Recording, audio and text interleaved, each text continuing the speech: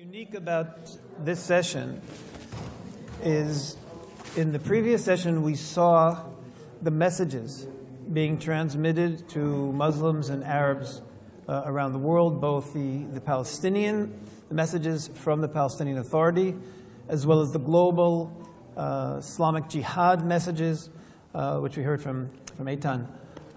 What we have for this session are three examples of people who grew up on those hate messages. Very unique, special people who not only grew up on those messages, but were able to leave those messages and go on, and are now all of them fighting against those hate messages. One of the three, unfortunately, had to have an operation. I'll mention him later, and he was not able to come at the last minute, and he sent his talk, which I will read at the end, as well as questions and answers, which I gave him. We'll leave him for the end.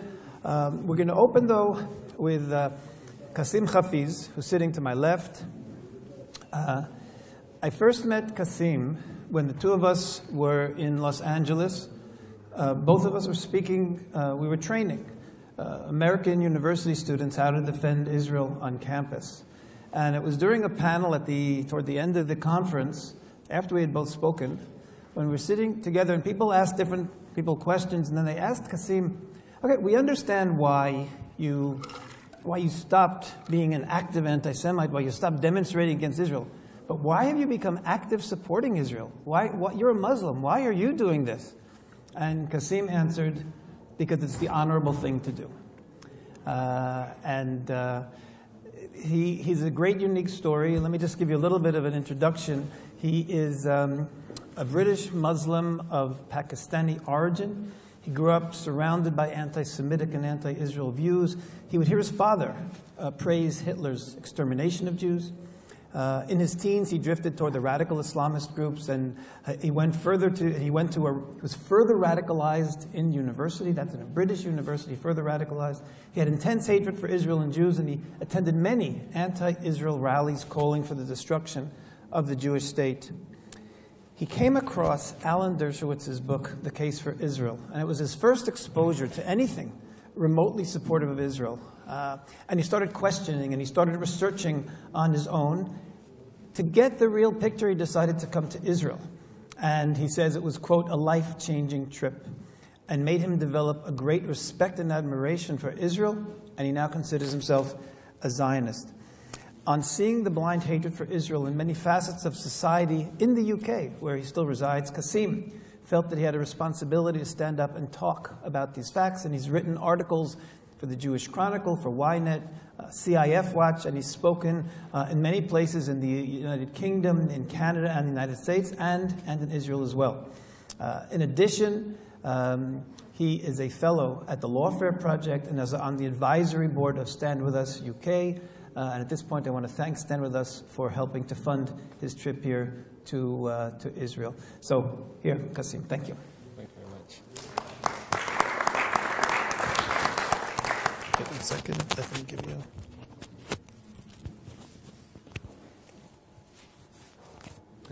Thank you very much for that introduction.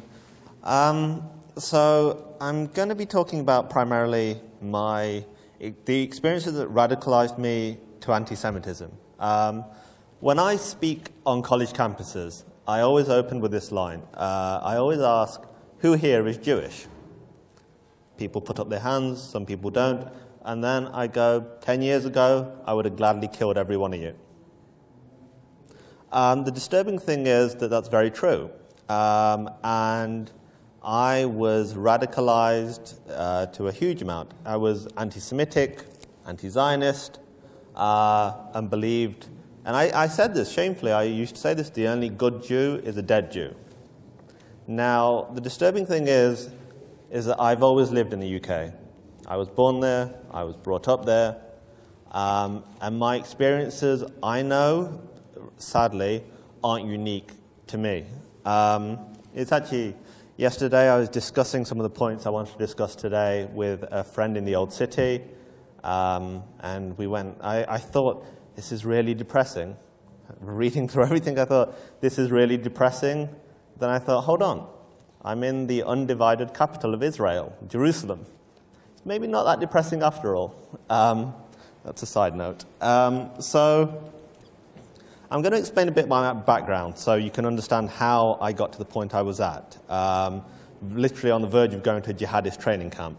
My grandparents were immigrants from Pakistan. They came to the UK in the 60s, 70s. Not radical or extreme. You know, you wouldn't call them Islamists. Even today, I wouldn't call them Islamists. They're very traditional immigrant Pakistani family. Muslim, quite religious, but not radical. And they were very tolerant. They were very tolerant of all people. But when it came to the Jews, there was this, well, we're not quite sure about the Jews. We're not quite sure you can trust the Jews. So any mention of Israel or the Jews growing up, and there was this, we're not quite comfortable. You know, the Jews control America. They're trying to take over the world. You can't really trust the Jews. So that was my grandparents, just general family. My father, however, was much more extreme. He would constantly say that Hitler was a great man. Not the best message to be growing up around when you're 6 or 7, but he would say Hitler was a great man, and Hitler's only failing was that he didn't finish the job, finishing the job being the eradication of world Jewry. Again, these were messages pretty much in the background. You know, I heard them from my community.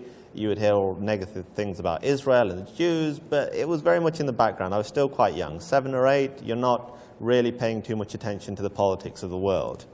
There were a few real waypoints which I would say accelerated my own extremism and the general kind of community extremism. One of the first major waypoints was the publication of satanic verses.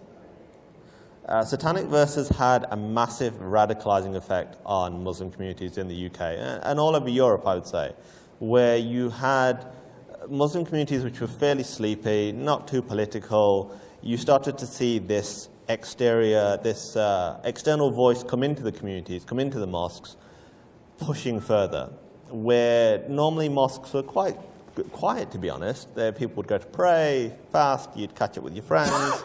They were turning into kind of more political hubs. And you were having these organizations coming in and going, okay, look, you pray, you fast, but what are you actually doing for your Muslim brothers and sisters? And one of the constant kind of themes that ran through was always bringing it back to Palestine. Look what the Jews are doing in Palestine. Again, I was very young, and also with the publication of satanic verses, it became a real in to, I would say, the European Muslim community for Iran. You know, Iran kind of led the world in condemning Salman Rushdie and wanting him dead, so it increased their prestige. I mean, I remember seeing, I can't remember what the magazine was called, but I remember seeing copies of a magazine that the Iranian embassy in London used to publish, being distributed in the community.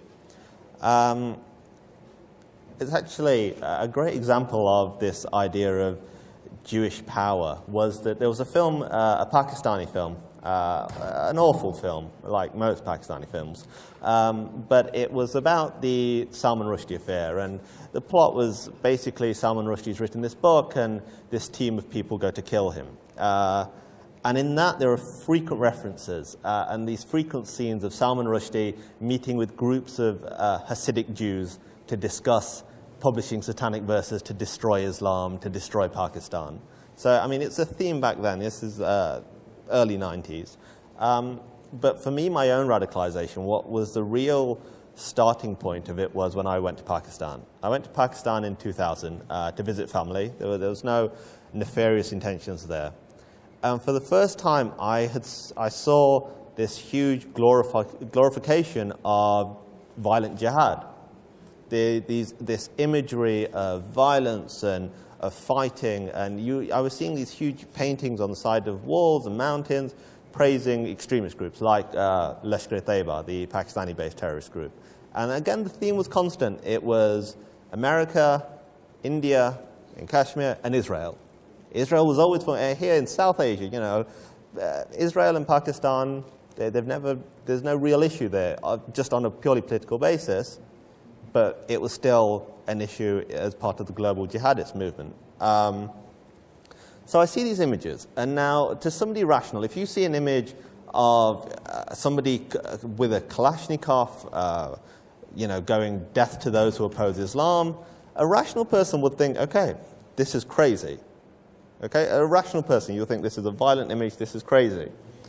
But you've got to look at it this way. From the age of 6, 7, from the age I've been able to take in messages, I've seen these constant comments about how Muslims are oppressed. I've seen graphic images of dead bodies, which they say, this is Lebanon, this is Palestine, this is Kashmir, look what's happening to the Muslim Ummah. So these really graphic images, and this is something which is a real kind of theme, especially within the anti-Israel movement, of using graphic imagery, because it's done for a reaction. If you're witnessing 20 minutes of graphic imagery with no real context, and you're given the protagonist, you're told that the victims are the Palestinians, the oppressors are Israel, your reaction is going to be emotive, because there's no kind of academic sense in it. You're just seeing death and destruction, and your reaction is going to be emotive, and it's normally going to lead to some sort of anger. And that's been really utilized within the radical kind of community. So I see this, and I literally connect the dots. I think, okay, so they're talking about violence against India and America and Israel, but isn't that what India, America, and Israel have been doing to Muslims for decades? So maybe this is a fight back. This is somebody doing something, because, the UN and the West doesn't care about the Muslim world, because this is what the messages I'd constantly picked up. So when I came back to the UK, I started researching about Lashkar Tayyiba primarily, going on their website, taking in the images they have, and I still have some of the images I downloaded, and they're all very kind of violent and very aggressive towards America, Israel, and in India. So I'm taking all these in, and I start reading their articles, and the themes start to kind of flow out. Everything is linked back to the Jews. This idea of Jewish conspiracy, this idea of the Jews controlling America, this idea, as mentioned before, the Jews being involved in Kashmir. So you take this on, and I was becoming more and more involved within kind of the radical Islamist movement. And then there were two events which really accelerated the way I was thinking and my radicalism. The first was 9/11. When 9/11 happened, there was a mixture of outcomes from the Muslim community. There were people who condemned it outrightly. There were people who denied it. And there was this whole idea, which still is around today, and people still. I know somebody who teaches at a university, a British university. He's a law lecturer, and he firmly believes to this day that 9/11 was done by Mossad. Firmly believes that 9/11 was done by Mossad. He believes that to be the truth. And then there was a really bizarre condemnation, which I think, sadly, was the majority. And we still see that when there is terrorism in Europe and the West, where people go, okay, this is an awful act of terrorism, but when you look at foreign policy and when you look at the support for Israel, etc., I mean, you can't use foreign policy to justify the killing of innocent people, but sadly, that's what's done. But at the time, what was more disturbing was also there was terrorism in Israel. There was suicide bombings, and I heard no condemnation of that. Even clerics who I thought were moderate would not condemn terrorism in Israel because it was seen as being justified. Because the narrative is very simple within the Muslim communities. And when we talk about Islamic anti-Semitism, what has been around in the Arab world, in the Muslim world for a long time, is now happening in Europe. The same imagery, the same methods are literally transported onto the streets of Europe within Muslim communities. So the narrative is that Israel is the aggressor, the Israeli Jews are the aggressors, they're oppressing the Palestinian Muslims who are the victims, so anything they do including murdering innocent civilians, is deemed as acceptable, almost. It's justified, because what else can they do? So that was a huge kind of point for me after September 11th in looking at the whole world and being of an extremist ideology, finding justification for it, finding justification for the murder of 3,000 innocent people and linking it back to Israel and this idea of Jewish control of the world, basically. The second and the biggest factor for me was going to university. I went to a British university. I didn't go to a university in Gaza, I didn't go to a university in Karachi, I went to a British university.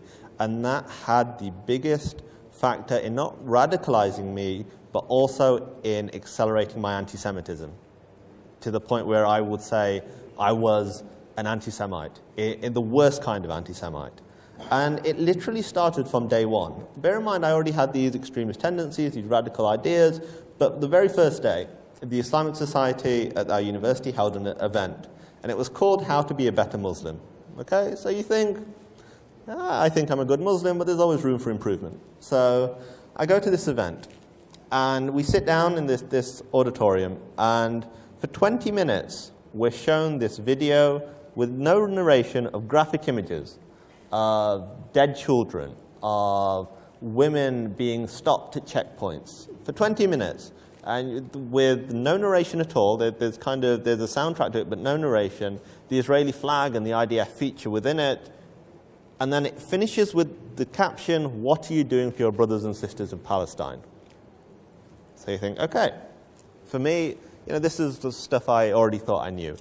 But there are other people who, were being exposed to this for the first time. So you think 20 minutes of very, very graphic imagery. I'm talking of people missing limbs, of dead bodies, not pleasant at all. So you think, okay, this will be discussed now. This needs some sort of context. The video player is moved out of the way, and word for word almost, the head of the society went, "For those interested in joining the society, I'll have application forms at the front." And that was it. There was no mention of the video, there was no mention of the content, there was no mention of what it was about. Interestingly enough, I went to university almost 10 years ago now. One of my family members who's at the same university a few years ago knocked on my door. I answered, and she went, "Why are your people killing my people?" We're first cousins. We're kind of like the same people. What are you talking about? No. Why are the Jews killing Muslims in Palestine? I went, "Have you been to the Islamic Society today?" She went, "Yes." I went, "Look, come in. Let's talk about this." So the same techniques were being used. And the thing is that the tactics used were multifaceted. One thing I need to really clear up, if anybody's got any doubt in their mind about this, I need to really clear this up now. Anti-Zionism is anti-Semitism. You can dance around it, you can make excuses for it, you can say maybe it's not. It is. It is. How can you say that it's not? I have nothing against the Jews. I have nothing against the Jews. But if they want their own state and they want to rule themselves and prosper and have their own sovereignty, wow, I'm not good with that. It makes no sense that we're still living in a world where people are making excuses for anti-Zionism. And the most worrying thing is anti-Zionism has become a cool cause almost. It's become a cool cause accepted by the liberal left all over Europe and probably the wider world. One of the things we would do when kind of promoting our anti-Semitism on campus was masked by the anti-Israel agenda. We pushed it as anti-Zionism, but we knew we were anti-Semites. It was just one stage of a wider strategy. And one of those kind of tools of that strategy was to delegitimize Israel to the widest possible audience and also not to have any sort of reaction to it. So in lectures we would bring up Israel, no matter what we were talking about. I did politics, we could be talking about drilling rights in Antarctica, we would bring Israel into it somehow. You would bring Israel into it, how Israel is evil, how Israel is committing genocide, and you would especially do it when you knew that there were Jewish students within your class. So when there was no response from Jewish students, you saw it as them accepting that Israel is wrong. You saw it as a victory of sorts. And one of the most disturbing things was that lecturers would almost join in. They would join in on the kind of Israel hate fests. I mean, that was the lecture theatre, though. Outside the lecture theatre, you would be more anti-Semitic. You would say things about Auschwitz as Jewish students walked past. Nothing was ever done. I mean, at one time, an Israeli flag was burnt outside the student union. The university took no action.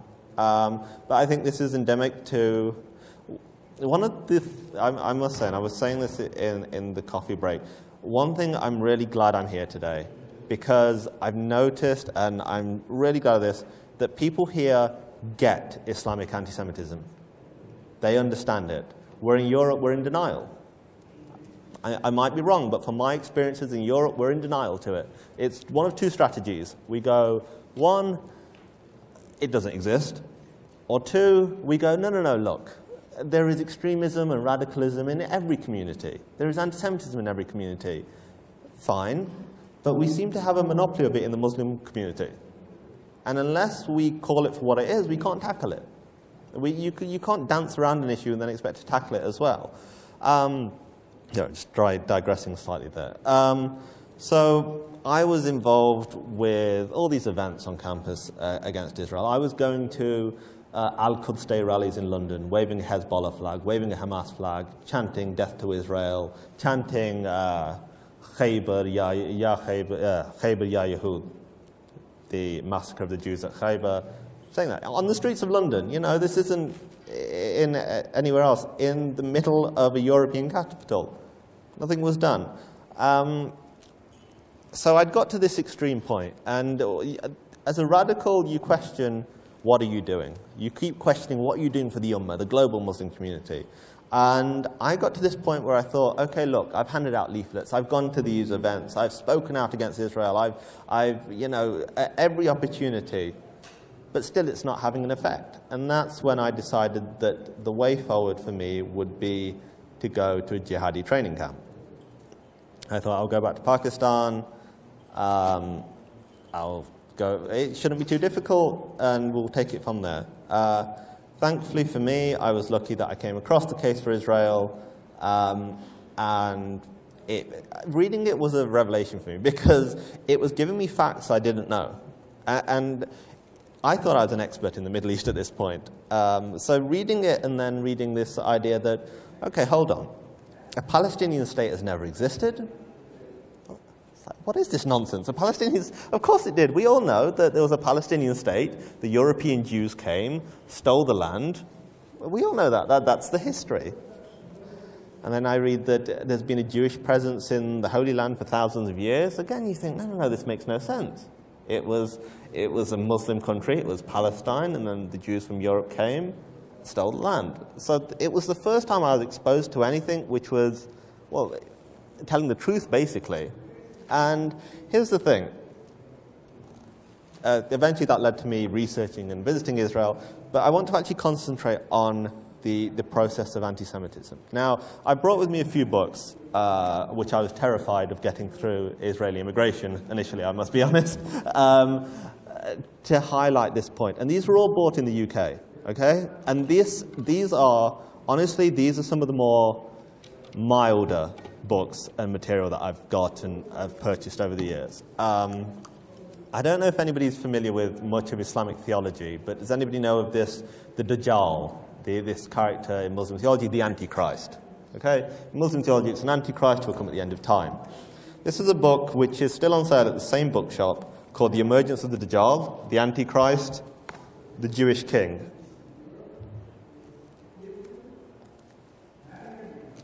So it's, you know, I don't need to kind of interpret that anymore. This is also another book. It's called Arabs and Israel, War or Peace, by Ahmed Mansour, who's quite famous in the Muslim world for his interfaith and talking about other religions. And to be honest, I've not really read this as much as I thought. And I was just flicking through it just now and had a look at some of the chapters. Here are just two of the kind of headings. We have The Secret of Jewish Power, How to Counteract the Jews,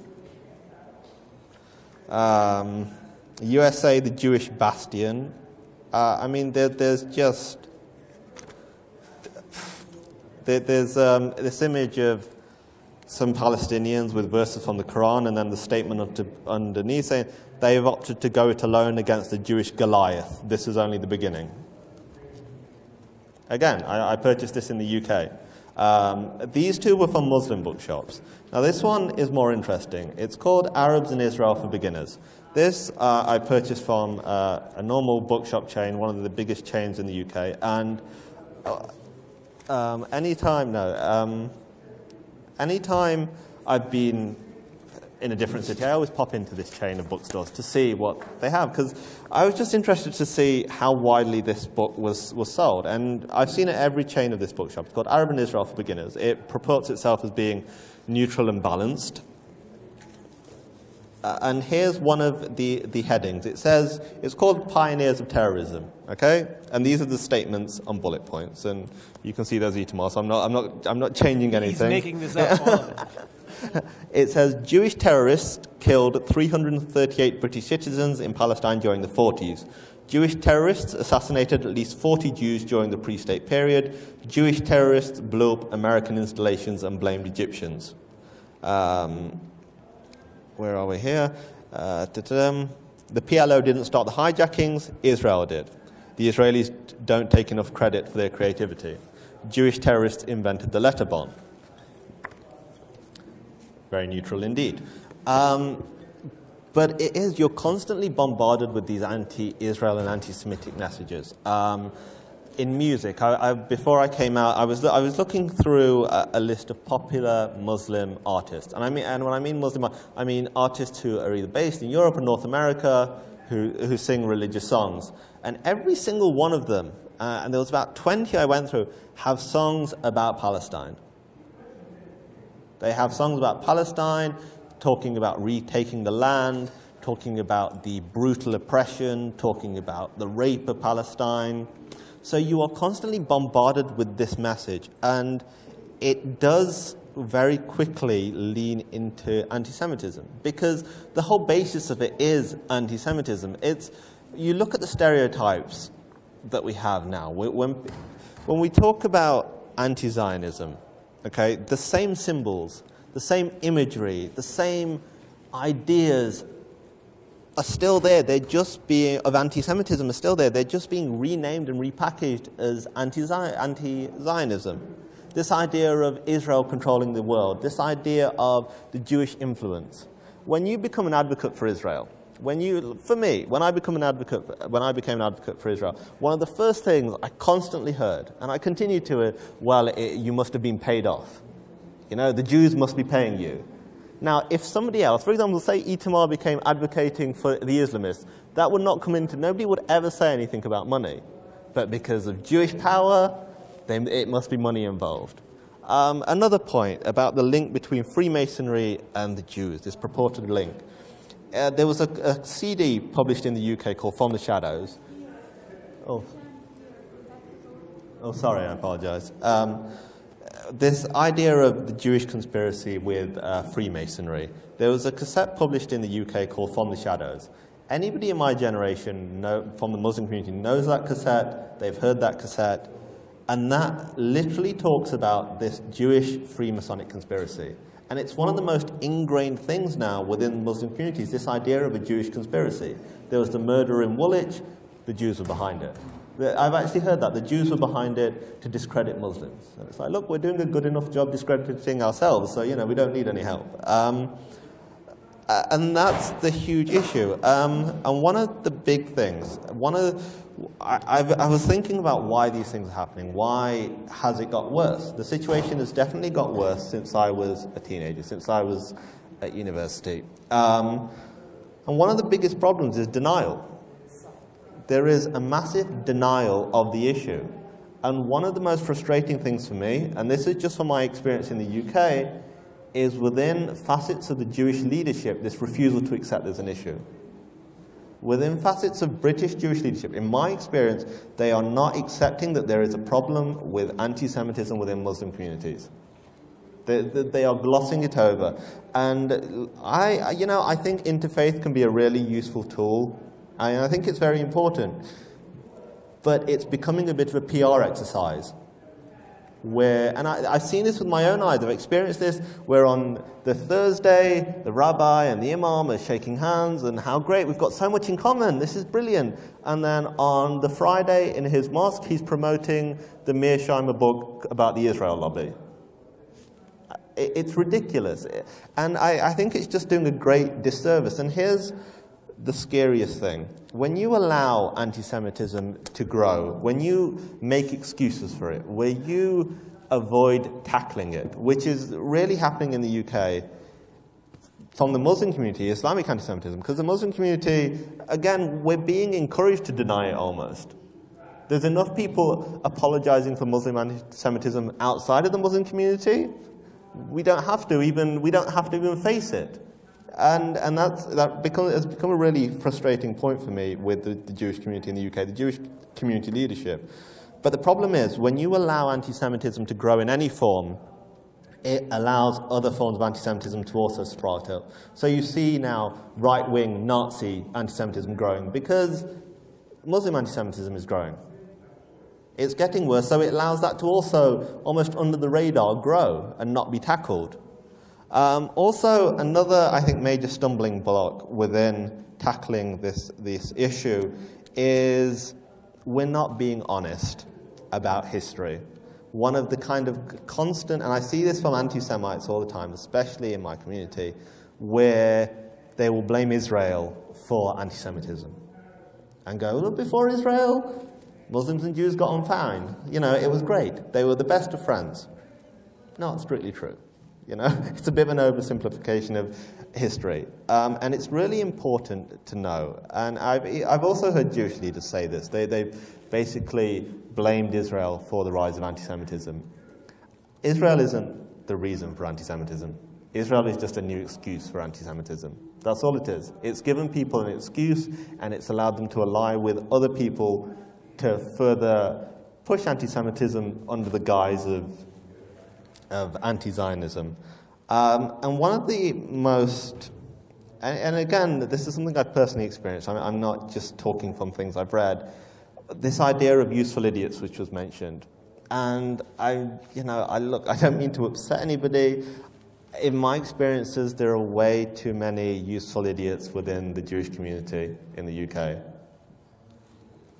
In my experience, where people are standing side by side with extremists, either to condemn Israel, to delegitimize Israel.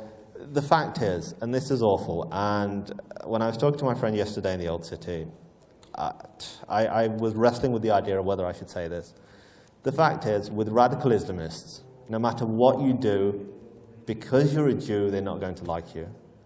No matter what you do, it's awful. And it's an awful notion to comprehend that no matter what you do, they will dislike you because you're a Jew. But with radical Islamists, that's the way it is, I'm afraid. So when people bend over backwards to accommodate the extremists, to accommodate radical Islamists, because for whatever reason, maybe, you know, it's not nice to be hated. Maybe to try and build these links. With the radicals, they're going to hate you no matter what. So even if you bend over backwards to help them, you condemn Israel, you're a useful Jew, but you're still a Jew. It's awful. And look, but if we're going to tackle anti-Semitism, if we're going to fight back and defeat it and all its manifestations, we have to be honest. That has to be the very starting point. We can't be chained by offending people. We can't be chained by being called an Islamophobe, which has become the new kind of way to subjugate any criticism of radical Islam. Call them an Islamophobe, it silences debate. There is a problem within the Muslim community. It is growing.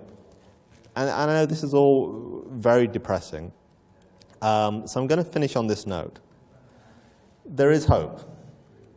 I know, because I was that person. I was the anti-Semite. I was the person ready to blow myself up for jihad. I was ready to see Israel wiped off the map. There is hope, but unless we accept there's an issue, unless we're honest about the issue, only then can we really start to tackle this issue. And the most important thing to remember, with all that's happening, with all the anti-Semitism, Israel's here. We're sitting in Jerusalem, the undivided capital of the state of Israel. I mean, there's no bigger message of hope than that. And that's the note I want to finish on. Thank you very much for your time. Thank you very much, Kasim. That was definitely eye-opening and gave a tremendous personal context to a lot of the hatred that we saw before. Okay, now we're going to hear from Reverend Majid al-Shafi, sitting 2 seats to my left. He's a human rights advocate and founder of One Free World International. His human rights journey started in Egypt, where he was born, and he was later on forced to flee. He was imprisoned, severely tortured, sentenced to death because he converted to Christianity and because he was working to bring awareness to human rights violations related to religious persecution in Egypt. He belonged to a very prominent legal and political family in Egypt, and he tried to work within the Egyptian system to reform the human rights system and the violations. Between the challenges he faced, he experienced firsthand, as a survivor of religious persecution, the work he had engaged in since advocating for religious freedom, confronting governments that violate this fundamental right. And now he's conducting fact-finding missions and humanitarian rescue operations. He's obtained significant knowledge and insight into the dynamics of the religious persecution of minorities by the extremists and by totalitarian governments alike. Reverend al-Shafi has established 2 human rights organizations. One of them, the One Free World International, which is a leading organization advocating for religious minorities globally, has 28 branches around the world. He's organized and led delegations of parliamentarians and religious leaders to address minority rights, humanitarian issues, together with government leaders, cabinet ministers, high-level officials, opposition leaders in countries like Pakistan, Afghanistan, Iraq, Israel, and Cuba. Reverend al-Shafi has developed excellent relationships with members of the Canadian House of Commons, who lives in Canada today, Senate, Cabinet in the United States, in order to educate decision makers about violations of religious freedom around the world. He has advocated on behalf of many religions, including Christians, Falun Gong, Jews, Baha'i, Ahmadiyya, Muslims, China's Uyghur Muslims, among others.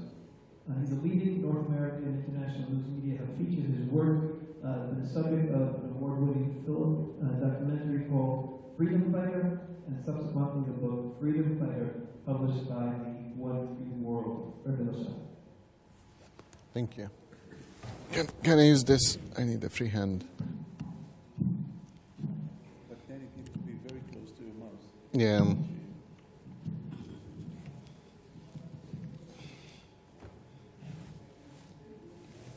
Does anybody can fix now? Okay, it's okay. It's good. How are you this afternoon? Can you hear me well? Egyptians is very loud. You will hear me. I promise you that. Well, before I start, I want to thank every and each one of you for coming, and I want to thank Itmar for inviting me here. It's a true honor and pleasure to be here with you. I want to thank as well Dr. Myro Silva. He's sitting down at the end of the table. He's a close friend. He's former Canadian Member of Parliament and the former chair for the Anti-Semitism Combating Antisemitism Committee of the Canadian Parliament, and recently he was appointed by the Prime Minister of Canada to be the chair, the international chair for Holocaust study. I always get the name wrong. But he's a close friend, and he is one of the MPs that actually traveled with me. Not one of the MPs. He's the only brave MP that traveled with me to Afghanistan. So he's very, very brave man. My name is Majid al-Shafi. I'm founder and president of One Free World International for Human Rights. It's a human rights organization defending the minority rights around the world. I'm Egyptian background. I was arrested in the age of 18. Sorry, I was arrested in the age of 20. I was tortured in the Egyptian prison. Until now, I have my scars on my body.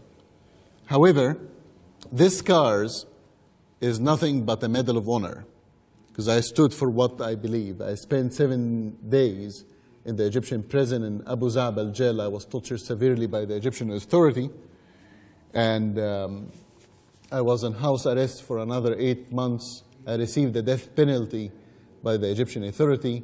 I was able to escape from Cairo to Alexandria to Sinai.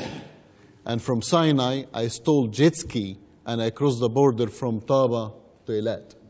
This was many years ago, but it wasn't Aidaut Akhranut and Marif. It was in many of the Israeli newspaper. This was 13, 14 years ago, something like that. So I will assume that you heard about... 2000, the year 2000? That's correct, yes. I was at that time in Egypt. So did you hear about the story then? The first time So I stole jet ski. Some of you will say, but you're a reverend, you're a Christian minister, how could you steal a jet ski? I stole the jet ski, sue me.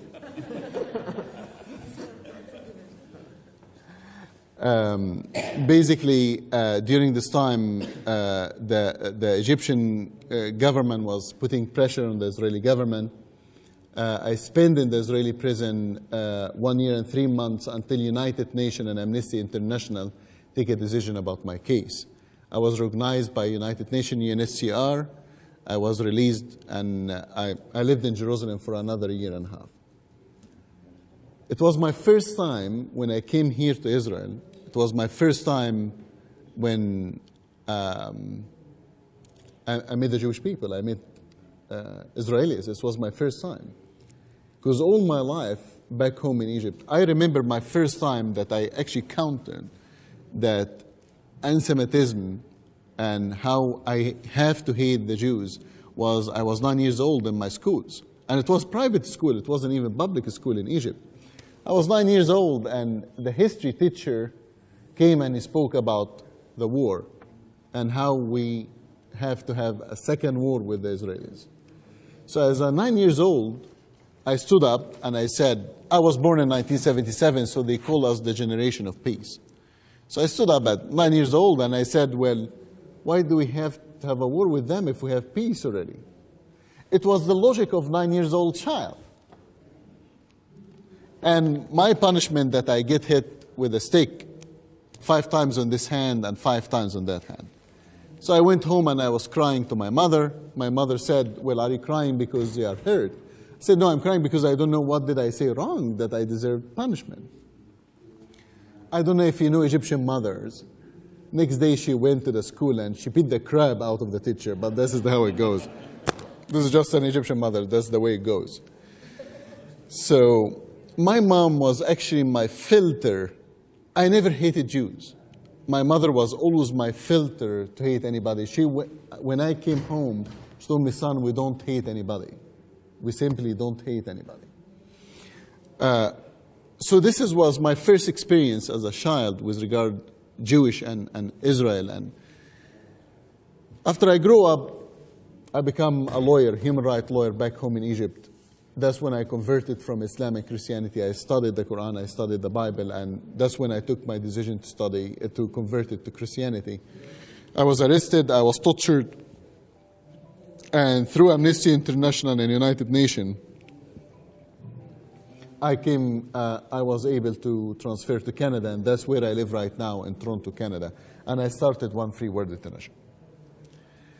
Now, we hear this many times that today, there is new form of anti-Semitism.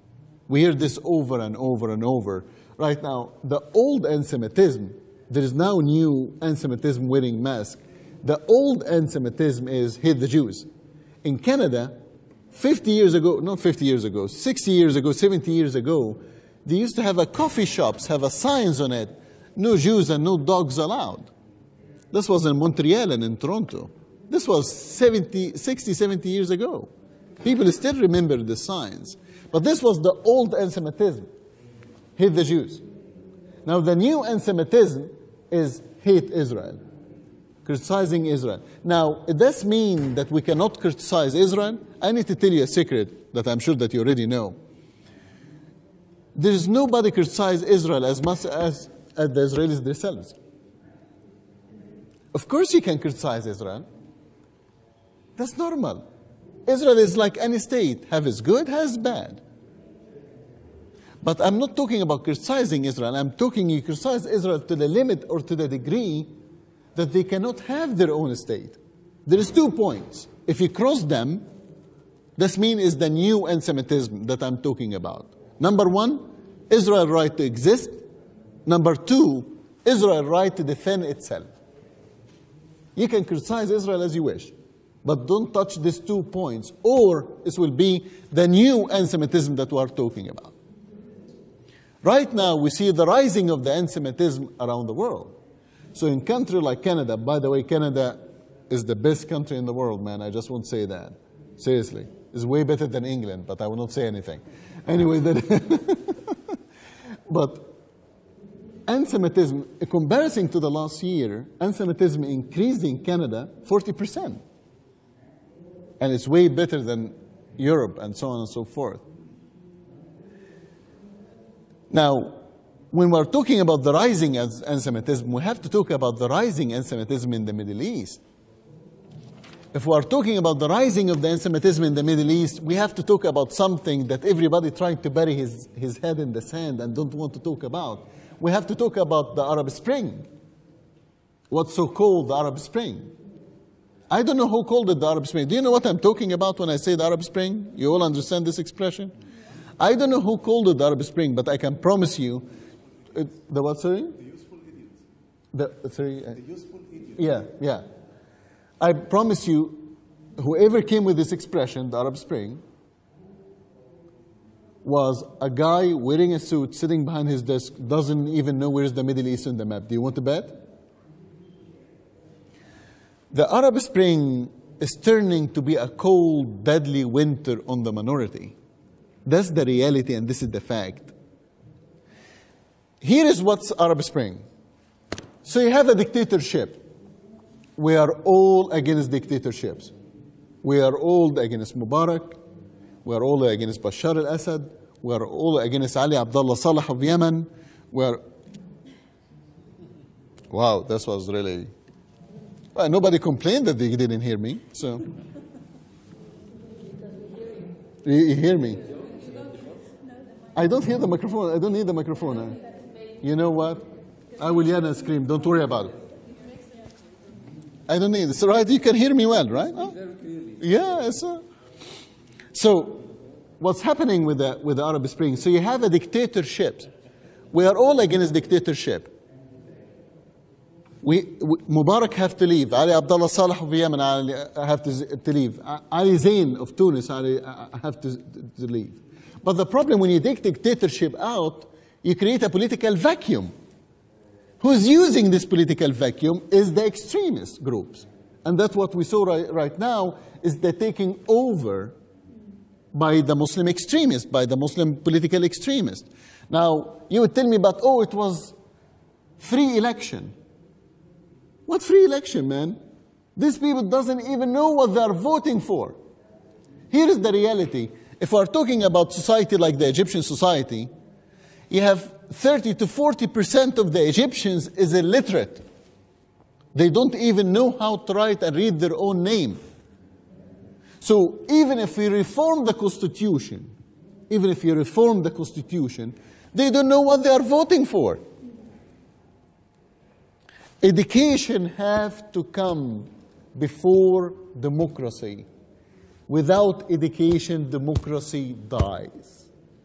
Right? The education, that is. Education is the oxygen of democracy. There is 2 foundations of democracy that you don't see happening right now in the Arab Spring.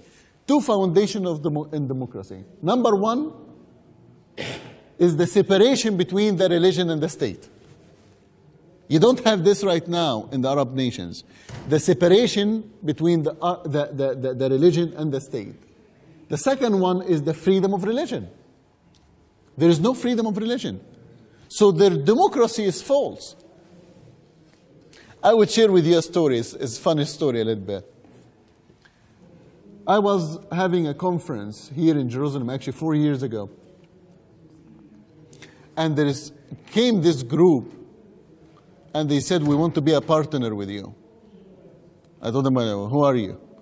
They said that they are a minority group in California, and they believe that God is a woman. Seriously, that's what they believe. But it's the majority, it's not the minority. So I told them, well, you are welcome to attend the conference. You are welcome to... God is not the woman?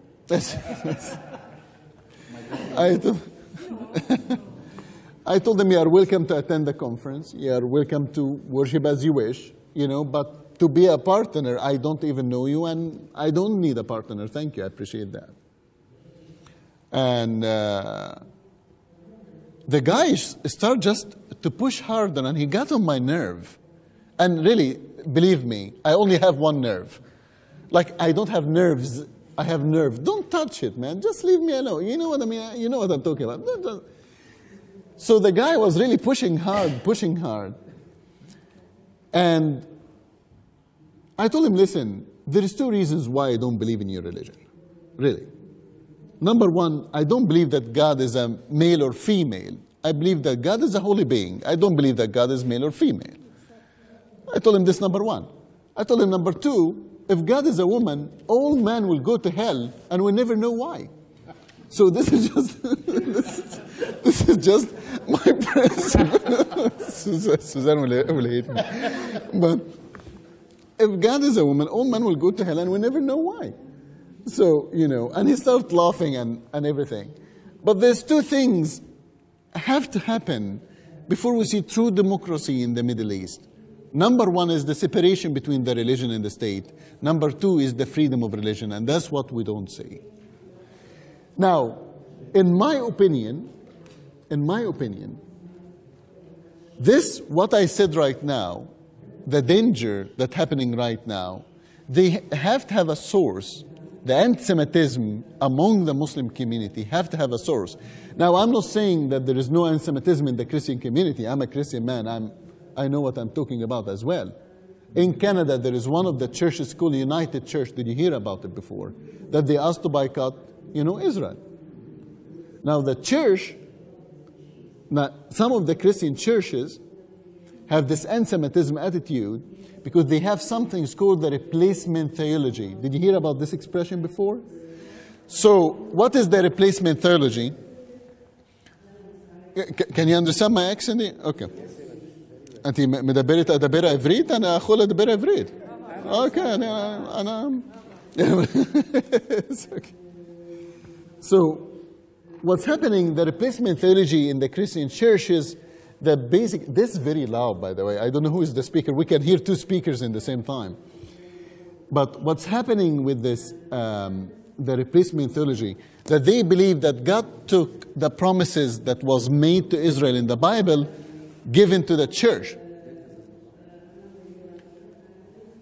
So here is the problem. If God will do this in the Old Testament, so if we believe as a Christian, when I speak with the leadership of the Christian community, and I tell them, if you believe that God will take the promises that give to the Jewish people in the Old Testament, how do you know that he will keep his promises in the New Testament? That's when everybody gets stuck, and they don't know how to respond back to me. So if God changes his promises in the Old Testament, how we know that he will keep his promises in the New Testament? And when I say that, they don't know how to respond back. Because in my belief, God is the same God, yesterday and today and tomorrow. He do not change. Now, if we're talking about the anti-Semitism, if there is any way to tell them to lower their microphone or something? Yeah. Yeah. Can you hear me now? Oh, maybe that's better. Yeah, right. Now I have to speak in the microphone. Technology and Egyptians do not work together, FYI. Okay. They asked you to read the last sentence.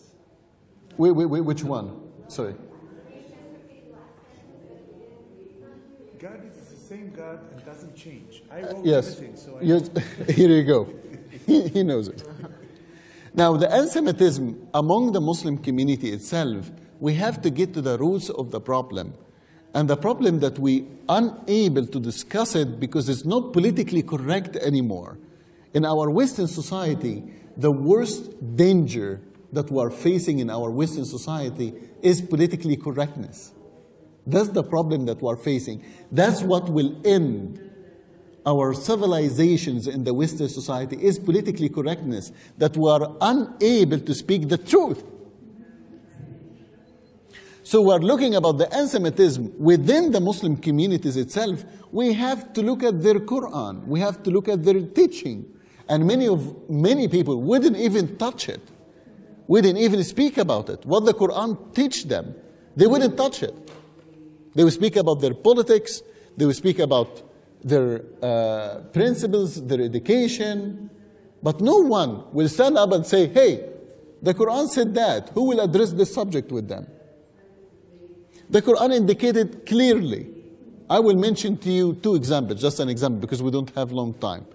In Surah At-Tawbah, verse number 29, اقتلوا الذين لا يؤمنون بالله ولا باليوم الآخر ولا يحرمون ما حرم الله ورسوله ولا يدينون دين الحق من الذين أوتوا الكتاب حتى يعطوا الجزية على يد وهم صاغرون. Translate. You don't know? I will wait for you, man. Still, you kill who don't believe in Allah and His Messenger Muhammad from the people of book. Who is the people of book? Well, it's the Christians and the Jews. Until they pay the jizya. Kill them or they pay the jizya. The jizya is like a tax that they pay every time. وَهُمْ صَغِرُونَ. وَهُمْ صَغِرُونَ is mean and they are little. When they are broken. When they are second-class citizen. You can see as well in Surah number 5, Surah Al-Ma'idah, verse number 60. قُلْ هَلْ أَنْبَئُكُمْ بَشَرٌ مِّنَ الَّذِينَ مُثَبِّتُهُ عِندَ اللَّهِ مِنْ لَعْنَةِ اللَّهِ وَغَضَبٍ عَلَيْهِ جَعَلَ مِنْهُمَ الْقِرْدَ وَالْخَنَازِيرَ وَعَبْدُ الطَّاغُونَ أُولَئِكَ شَرٌّ مَكَانًا وَأَضَلُّ عَلَى سَوَاءِ السَّبِيلِ. He called the Jews monkeys and pigs, right there in the Quran. So somebody have to address that. Somebody have to address this with the leader, because the problem will not change until these verses be addressed and have to have a condemnation from the leadership. Now, some of you will say, but this is the extremist. The extremist doing that, man.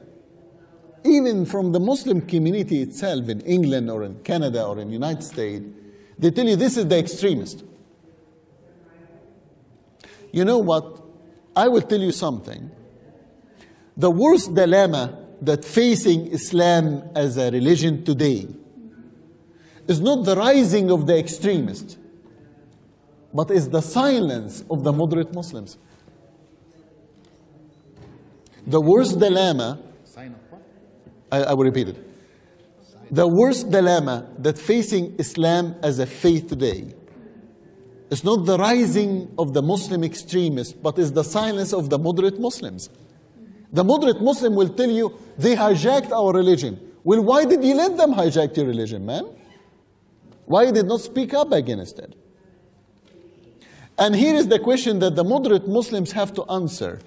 When the extremist is done from the Christians, when they are done from the Jews, when they are done from the Baha'is, when they are done from the Ahmadiyyas, who do you think will be next target after that? The moderate.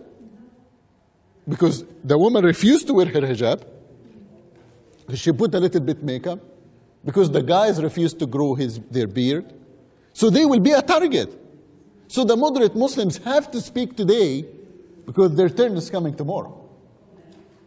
And we start to see some attacks even on some of the moderate Muslims. We was dealing with a case of a nurse in Egypt, that they used to go one house to another to help the people for free.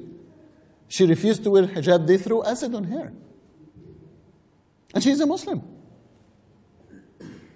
So the moderate Muslims have to speak up, have to stand against this evil. Now, what is the recommendation here? what do we do? So this is the reality. Of course, I am painting a very sad paint right now.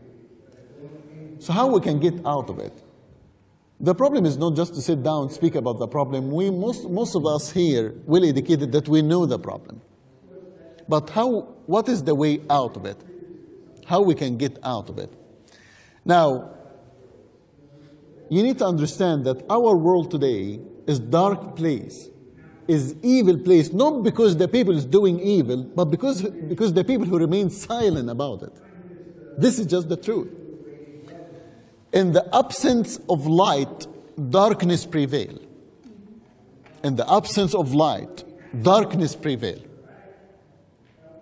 History will not remember the words of our enemy, but will remember the silence of our friends. This is just the truth. So our actions is the only way to prevent that. Our actions, our communities, is standing together. Christians or Jews or Baha'is or Ahmadiyyas or Uyghurs or Falun Gong, we have to stand as a minority, we have to stand together. Anti-Semitism is not just the Jewish people problem. It's also the Christians people problem. It's also the moderate Muslims problem. We have to understand the more communication with more communities to bring them in public to defend the Jewish state, to defend Israel, is necessary. We cannot sit down and say, well, we're scared to deal with the Christians, man. We don't want to cooperate with the Christians. They want to convert us to Christianity. Man, I need to tell you, nobody will convert you to anything that you don't want to be. So get out of it. Grow out of it. It's very important that we sit down together and we have one common enemy. We have one common purpose. Let's build better unity and a stronger unity to defend ourselves. That's extremely important. So number one is the unity among the communities, is the communication, is the education our communities stand against anti-Semitism. Once again, anti-Semitism is not just the Jewish problem, is everybody's problem. Is extremely important. As much as the persecution of the Christians in the Middle East is also everybody's problem. It's very important. As much as the persecution of the Ahmadiyyas, the Muslim Ahmadis in Pakistan, is everybody's problem.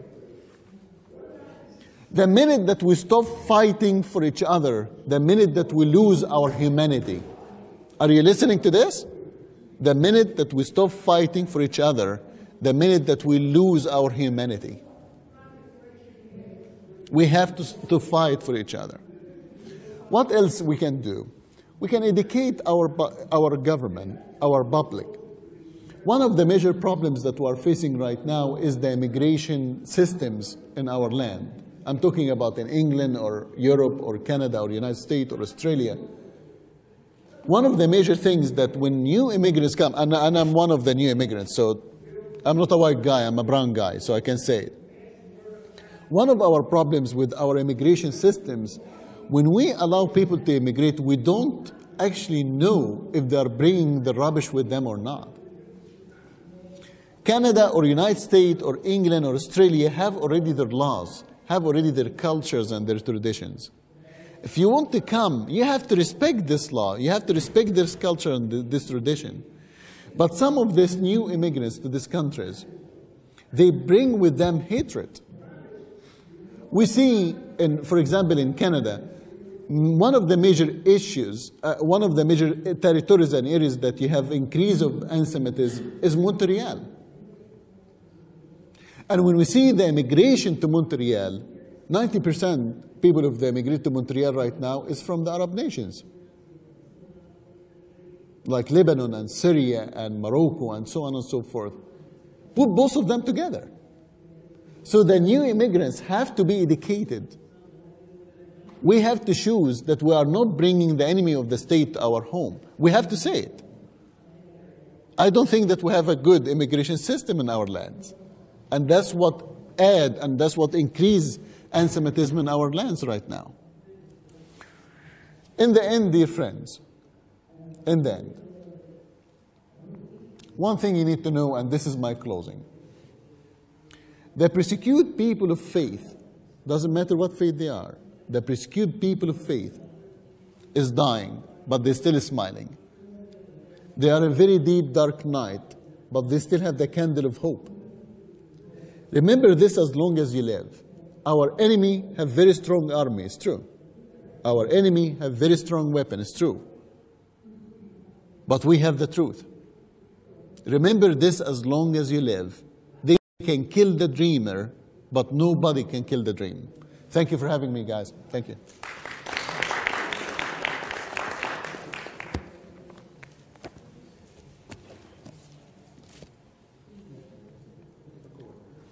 Okay, first of all, thank you very much. I think those two statements, loud statement that we heard from Kasim and Majid were very important, and for us it was clearly very important to listen to them. But I would like actually to pose a question to the two of you. We will have the afternoon session. You will be with us. We will have an open discussion, but I take the advantage of being one of the co-chairs to pose a question to you that really troubles me. A few years ago, I was invited to give a talk in Brussels. Guys, a few years ago, I was invited to give a talk in Brussels. And there was a speaker that was speaking before me. It was an imam, actually coming from Sudan. And he was preaching to the European crowd, and he said, how dare you refer to Islam as if it is something to do with terrorism, as if it is something to do with this extremism around the world? Didn't you have your own communist and fascist and so on and so forth? Do you know what Islam is all about? It's all about peace and clemency. You're using the term jihadi terrorism. Do you know what jihad is all about? Jihad is all about doing those good deeds and not those atrocities. And he was very persuasive. Then was my turn, and I referred to him in the opening of my statement, and I said, my friend, sincerely, from the bottom of my heart, thank you for having this trouble to fly all over the way from Sudan to Brussels to share with us, non-Muslims, those two important messages. That Islam is not about those atrocities, and jihad has nothing to do with that. But between you and me, my friend, I don't really understand why did you bother to fly all over the way from Sudan to Brussels instead of staying in Sudan or crossing to Yemen or Egypt or Iraq or Afghanistan. I can mention so many countries altogether, and tell those people which are beheading innocent civilians under the name of Islam, raising the flag of jihad while they do that, that what they do is against the jihadi and Islamic genuine concepts. That's actually the message that I get from both of you in different ways. But I'm puzzled. Because with all due respect to ourselves, this war is not with Islam, is not of Islam. It's first and foremost, and as you noted, in Islam. There is a problem in Islam, and Islam is being hijacked, not hijacked, people are cooperating. The trend is very negative, no doubt about it. Maybe I'm naive to still believe that the vast majority of the Muslims do not adhere to these extreme Islamic views. Bear in mind that hundreds of millions of Indian Muslims and Malaysian and others and so on and so forth. But nevertheless, they are quiet. And you need to be very brave to stand against those extremists altogether, which both of you, I believe, are. But the question I have is when we take what you said, Majid, and we take the slogan out, what is the operative things that needed to be done? How can we help, how can we contribute to the moderates in Islam, hopefully the vast majority in Islam, to wake up and to stand and to do something about it? You took a personal decision. You converted. Kasim didn't do that. Kasim, if I may say so, correct me if I'm wrong, you refer to yourself as a genuine Muslim. You believe in real Islam. You are the moderate in Islam. And they're the one who actually misuse Islam. Now, you should advise us, the Westerners, the Israelis, the people of the world, how can we contribute to this internal debate in Islam and to see that the moderate will have the upper hand? And I'll start maybe with you, Kasim. Not to depress anybody anymore. It's very difficult. The thing is, whenever there is any... sorry, just 1 second. Very difficult or impossible? I wouldn't say impossible. you know, adlo abda tikvatenu.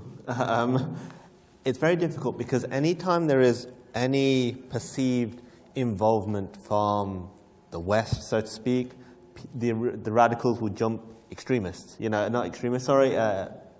They're being brainwashed, they're stooges, they're Western stooges, etc.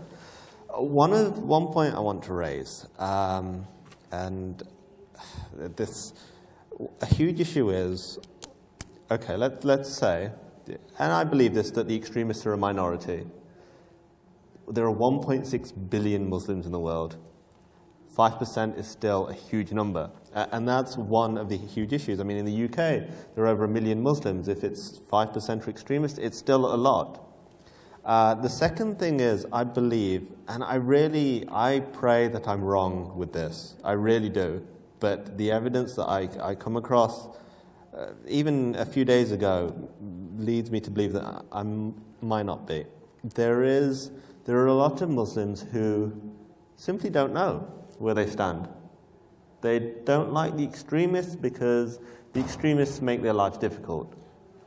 They wouldn't say they're moderates, so there's this idea of they're Muslims, so their loyalties kind of lie with the Muslims. And like you said about immigration, there's almost this pack mentality.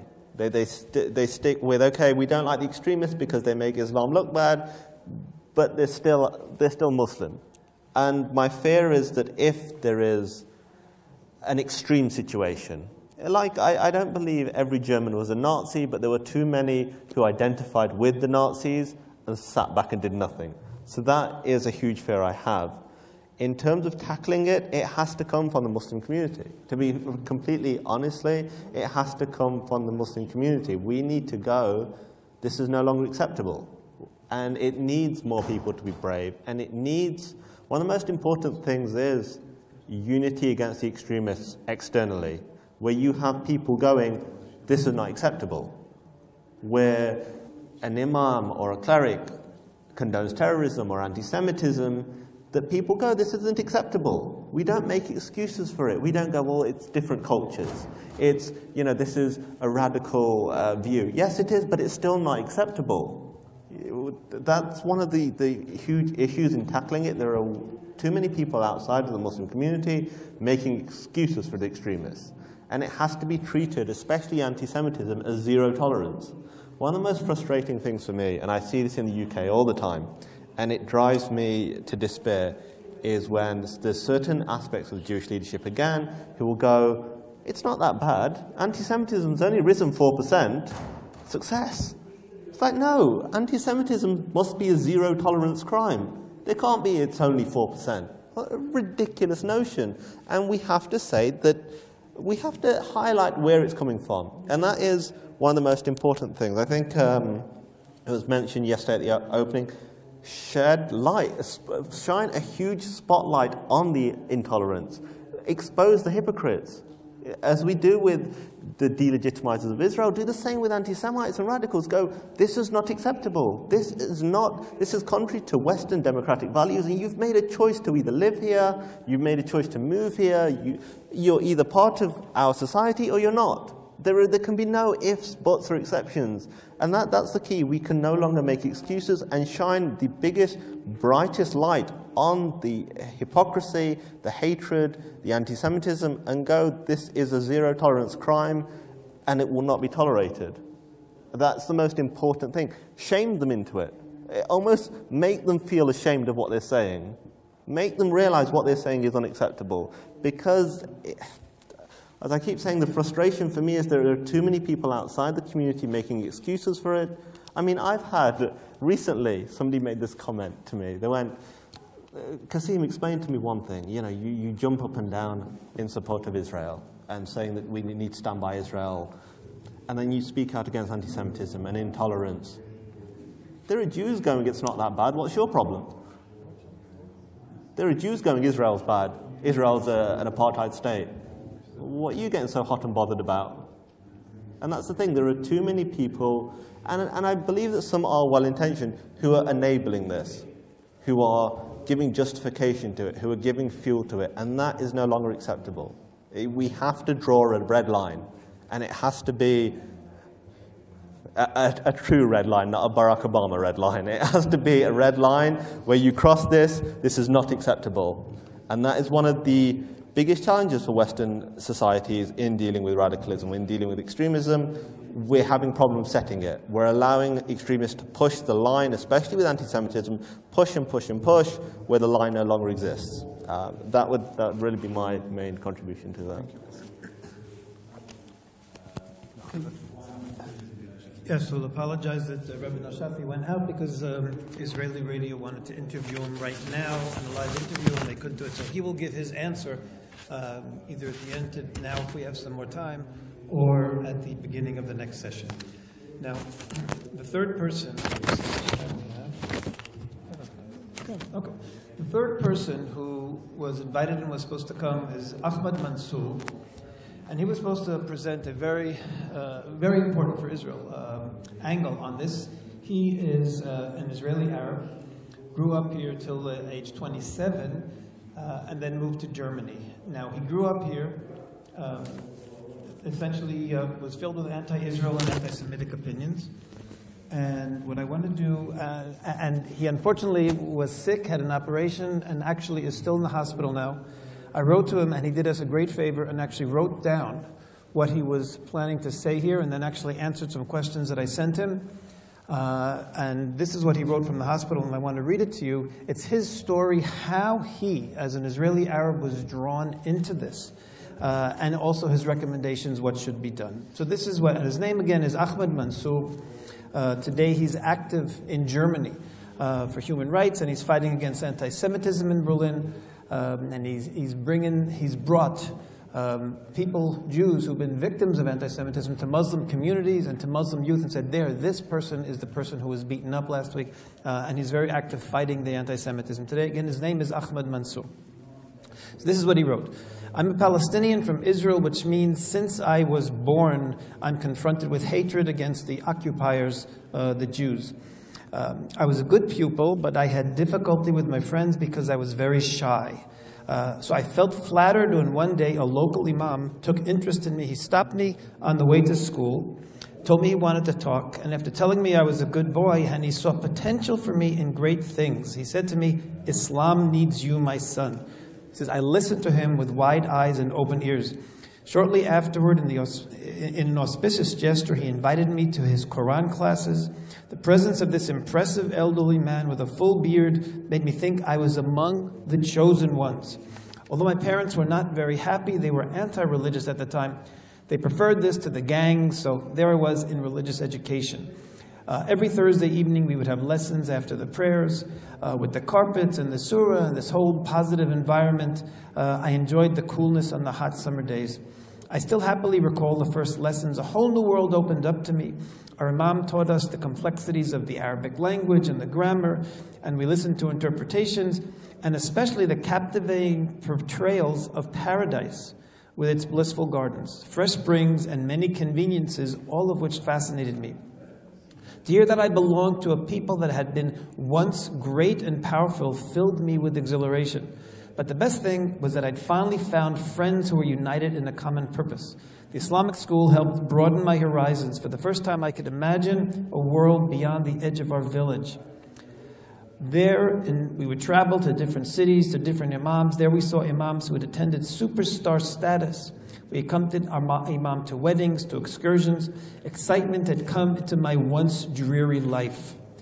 But it didn't take long before the nature of the classes shifted. All of a sudden, it was not about poetic surahs and grammar. The focus shifted to frightening scenarios in which the imam evoked the oppression of the ummah, the Muslim community, who had to fight for the liberation of Palestine.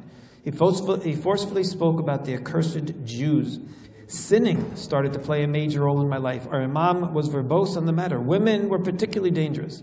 Looking at them was forbidden. Holding hands was forbidden. Unveiled women were going to hell. From that moment, we weren't allowed to feel affection for our female classmates. Instead, they were enemies, creatures intended to lead us astray. It even became natural for me to despise the really pretty girls and lose interest since they seemed unattainable. Apart from that, our neighbors who drank alcohol were apparently damned. Arab girls, Jews and drinking villagers were the prime enemies amongst us. Christians, Americans, Europeans, communists were also our enemies and aligned with the devil.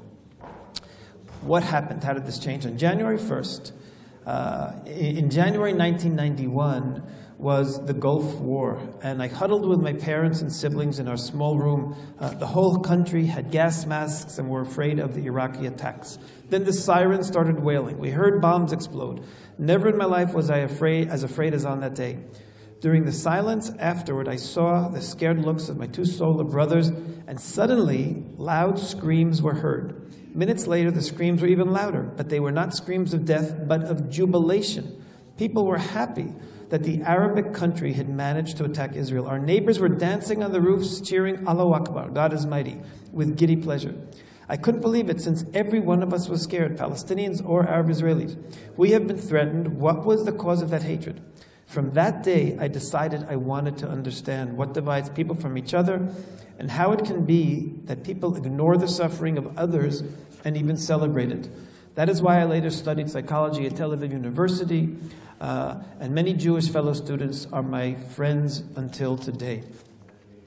Now, that's his basic story, and then I asked him a few questions which really complete the picture. I asked him what percentage, again by email, what percentages of Palestinians and Arab Israeli youth hold those radical anti-Semitic beliefs? And Ahmed Mansour answers, I want to separate between recognition of Israel and anti-Semitism. Israeli-Arab anti-Semitism is a phenomenon that has dimensions of an epidemic. I think almost 80% of Israeli Arabs hold anti-Semitic opinions of various dimensions. I asked him, are there imams in Israel who preach that Israel has a right to exist? And he answered, I hope there are some, but during my 27 years in Israel, I did not meet even one.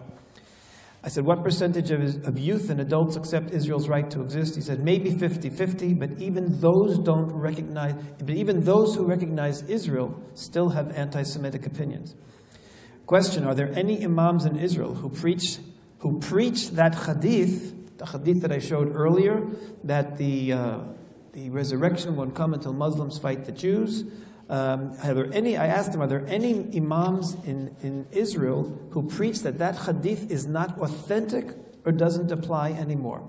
He said, yes, I met one in Tira who said that is a religious statement is weak, but the vast majority referred to this statement as part of their faith, meaning the vast majority believe that the destiny of Muslims is to eventually exterminate the Jews. Now, the final two questions are most important. What can be done to prevent the power of radical imams to attract youth? And he answered, I think that Israel has ignored the Israeli-Arab problem for years. It's unthinkable that most imams get their salaries from the state and still take advantage of every opportunity to lead young people to develop hatred for Israel. It's unthinkable that in the realm of education, nothing happens. We need systems that promote recognition in the school, and we need to Israeli Arabs who will break the one-dimensional status. Currently, there are almost no Israeli Arabs who are able to open their mouths and say that they think differently. The second important question, what can be done to draw those who are already involved in radical opinions to leave? And he answered, as long as these people can live freely in their hatred, nothing will change. We need a system with alerts. Police and security services must follow people like this only if they understand that security services are following them will they start to think twice about staying inside the radical groups. We must have a giant reform of the this is the Arab-Israeli school system. Arab-Israeli schools are not a watch system, and therefore there's no doubt that these people know they have an open door for their hatred. Again, that was Ahmed Mansour, Israeli Arab, now living in Germany. Okay, I think...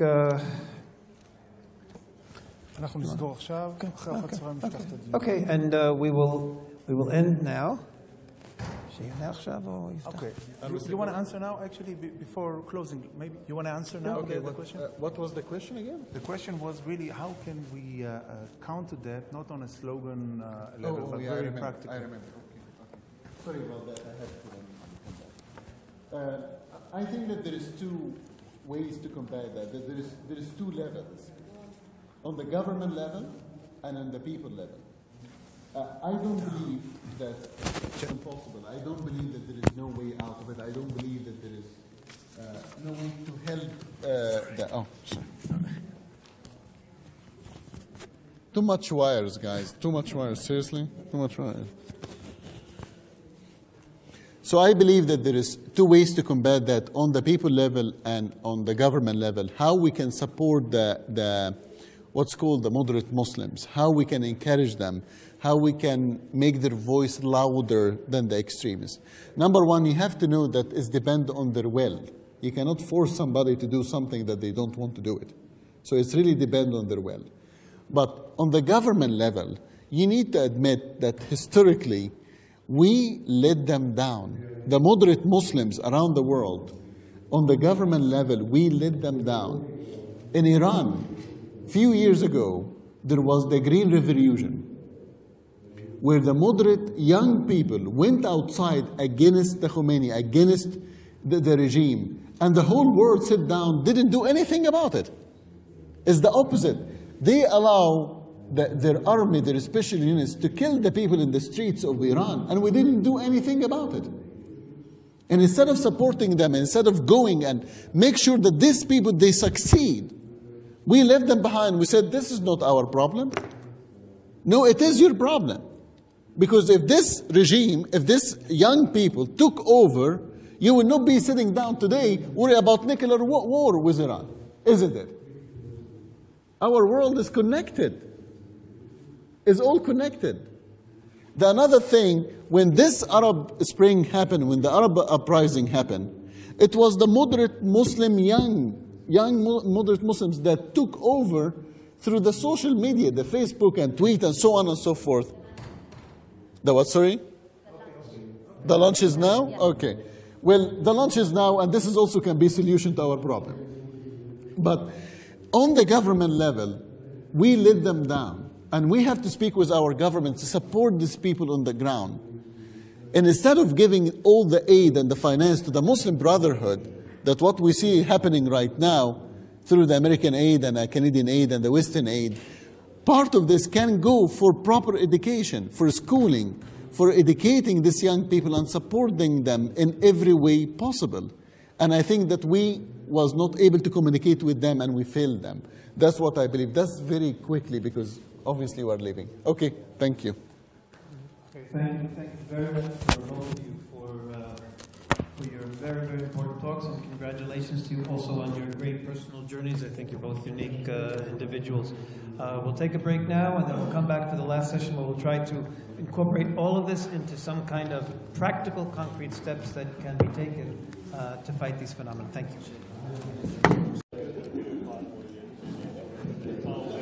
Okay.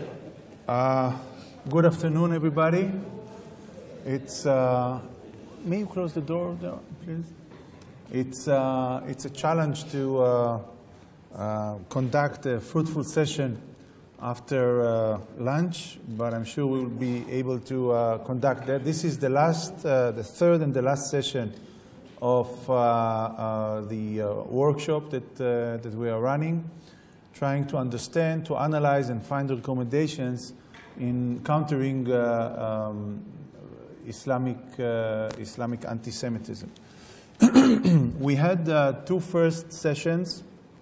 We heard from two esteemed experts in the first session, and we got examples of those different types of anti-Semitism being conducted both in the Palestinian arena and in the global jihadi arena.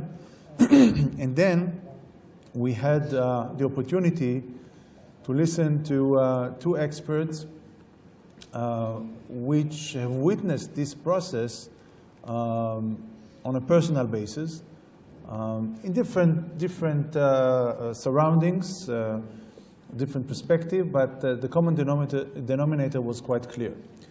What we are trying to do in this session is actually to pour some sense to everything we heard until now, and maybe to come with concrete conclusions, maybe even concrete recommendations, both to the Israeli government on one hand, to the Jewish world on the other hand, but I would say to the whole world, because as Majid was saying, we are not talking about something which need to bother or trouble a certain ethnic group, a certain religion. This is really a world issue, and we are not talking about any altruism in trying to counter that. This is for the sake of each and every community, be it Jewish, Christian, or Muslim, or any other religion altogether.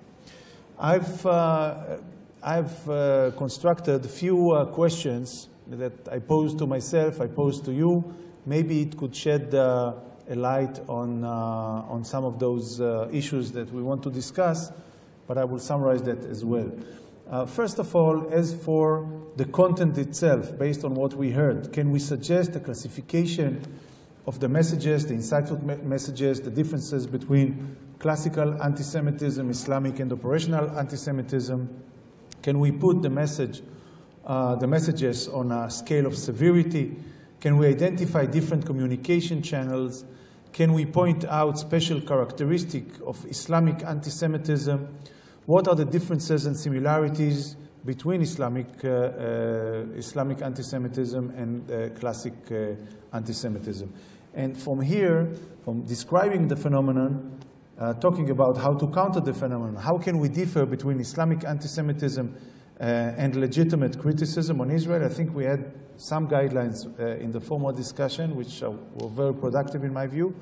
How does the Arab Spring intensify the problem of Islamic anti-Semitism? Again, we had some lead on that. Probably we'll discuss this as well. And can it be monitored? How could Islamic anti-Semitism be fought in the Western society? How can we influence what I refer to as the useful idiots? And can we derive a wedge between classical and Islamic anti-Semitism? And this is something that I think we need to discuss quite a lot today, because even the term anti-Semitism do not necessarily reflect only on Jews. So how could this be done? What is the role of the Jewish communities around the world? Again, we heard from Kasim that he is frustrated, if I can translate what he said, with the attitude of some of the Jewish communities around the world to that phenomenon, or members of the Jewish communities. What is the prospects of the evolvement of internal criticism in Islam that will counter Islamic anti-Semitism? Can the Quran and Hadith serve for this purpose? We saw how the Quran is serving the radicals, is serving the extremists. Can the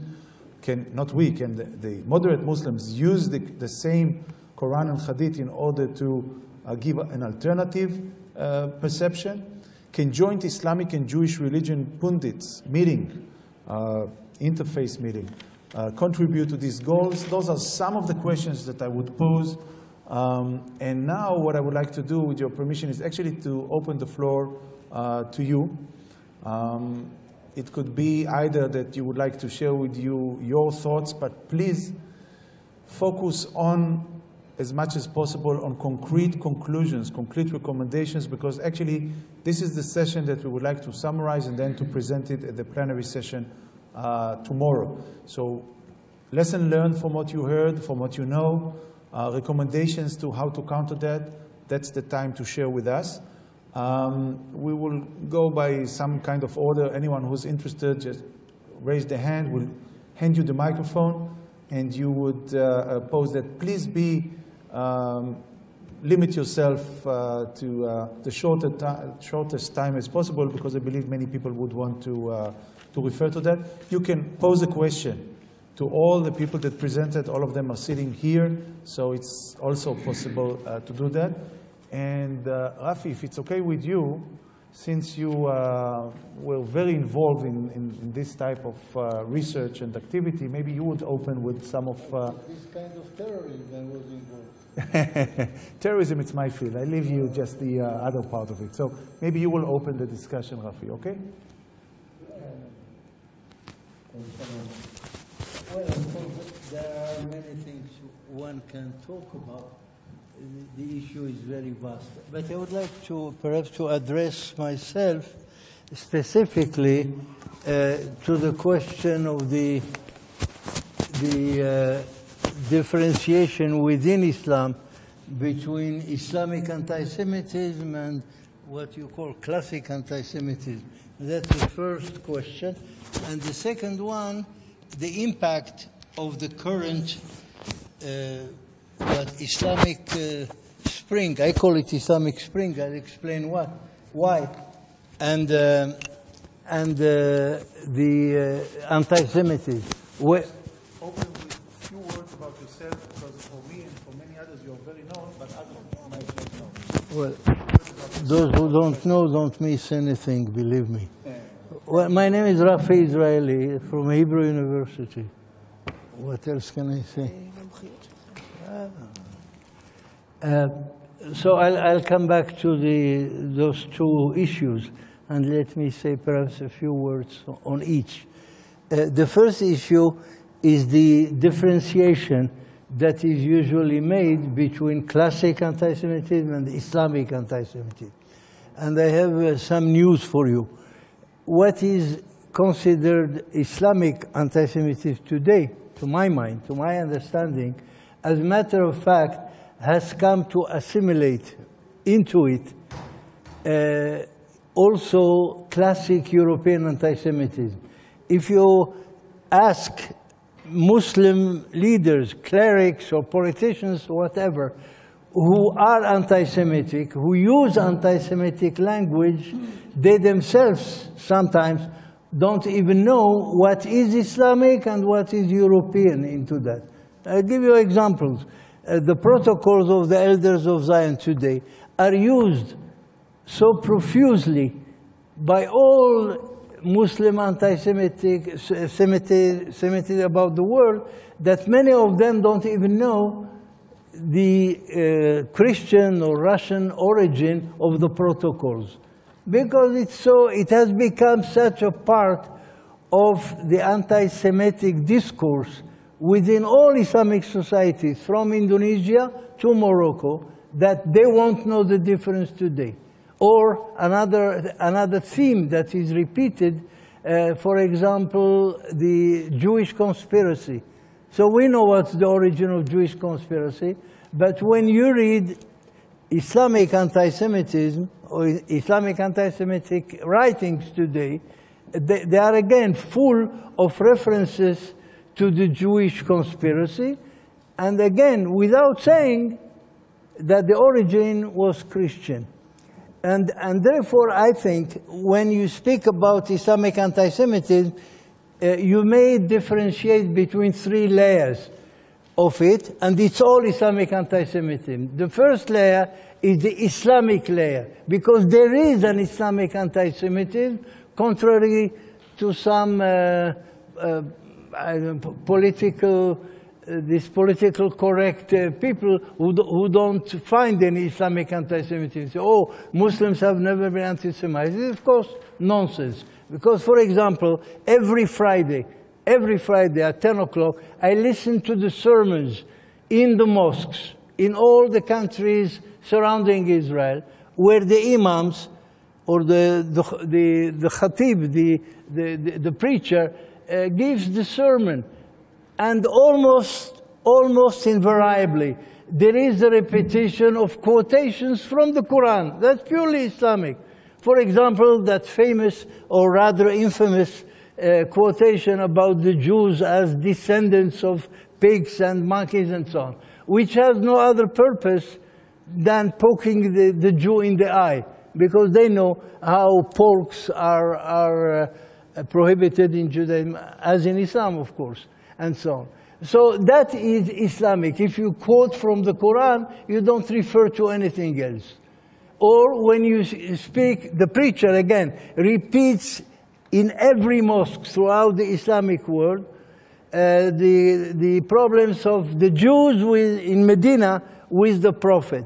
So all those stories are Islamic. They are part of the Sirah. If you learn the Sirah, the biography of the Prophet, it's there, and it's repeated, and every Muslim knows it, and so on and so forth. So that is Islamic. And there are many others. There is this whole literature in Islam that is part of the Hadith. It's called Israeliyat. That is the histories of the Jews. Israel, Israelites, of course. And that's purely Islamic. It had nothing to do with Islam, with Christianity. It's preceded the relations between Islam and Christianity and so on. So that is the first layer. The second layer came much later, only in the 19th century, when Christians in the Arab world, especially those in Lebanon and in Syria, and that started with the rise of Arab nationalism. So, of course, Arab nationalism has always been related with Islam, because there is a very strong element of Islam inside the growth of Arab nationalism. So those people, the Christians who were also Arab, of course could not identify with a nationalism that is also Islamic. And therefore, they wanted to be more national than the Muslims. And they created this kind of Arabism, Arab nationalism, that is usually on the left. You see, for example, the Ba'ath Party was created, founded by a Christian, Michel Aflaq. And the Ba'ath, you know, claims socialism and nationalism and so on and so forth. And therefore, and you find that, of course, with the Palestinian movement also. The Popular Front and so on, Habash, and so on, are also Christians. And therefore, they created currents of Palestinian nationalism that do not need religion in order to identify with it. So all those extreme a-religious or anti-religious sometimes are rather created or founded by the Christians. You find that there too. Now, those Christians who wanted to show their loyalty to the Arab cause, they were part of Arab nationalism, and to show to the Muslim majority in which they grew that they are no less Arab than the others, then they, of course, brought the anti-Semitism that they knew from Christianity, they brought it into the Arab world. And from that day on, their words, their discourse on anti-Semitism became a series of mantras that were repeated even without understanding them exactly in the Arab world. And therefore the protocols, for example, blood libel, which had never existed before in the Arab world, in the Islamic world. They accused the Jews of all kinds of things, but not of the blood libel. That's purely Christian. It started, as we know, in the 12th century in England and so on. So that layer of Christianity that was brought into Islam, or into the Islamic world since the 19th century, as I said, was assimilated, and so deeply assimilated within the Islamic tradition that very few Muslims today will know the difference or will spell out the difference between what is Islamic and what is Christian. They think it's all one. Because the Muslim kid in Gaza today, who hears what he hears in the Palestinian television and so on, he hears all those things. Protocols of the Elder of Zion, together with Jews, are descendants of pigs, and he doesn't know what comes from what. We know. Those who research both areas know how to differentiate between the two. But there is also a third layer. And this is very important to remember. And I think that third layer goes together with the fortunes or the misfortunes of the Arab-Israeli conflict.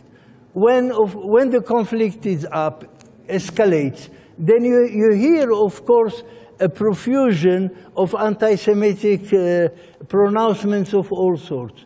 And when there is let's say, when things calm down, if they do occasionally, then things may become less severe in terms of anti-Semitic pronouncements than when it is, and they can give you a lot of examples of that and so on. But basically, that, I think, differentiation has to be made between the three layers. And the three layers are all one and the same because they are part of the whole.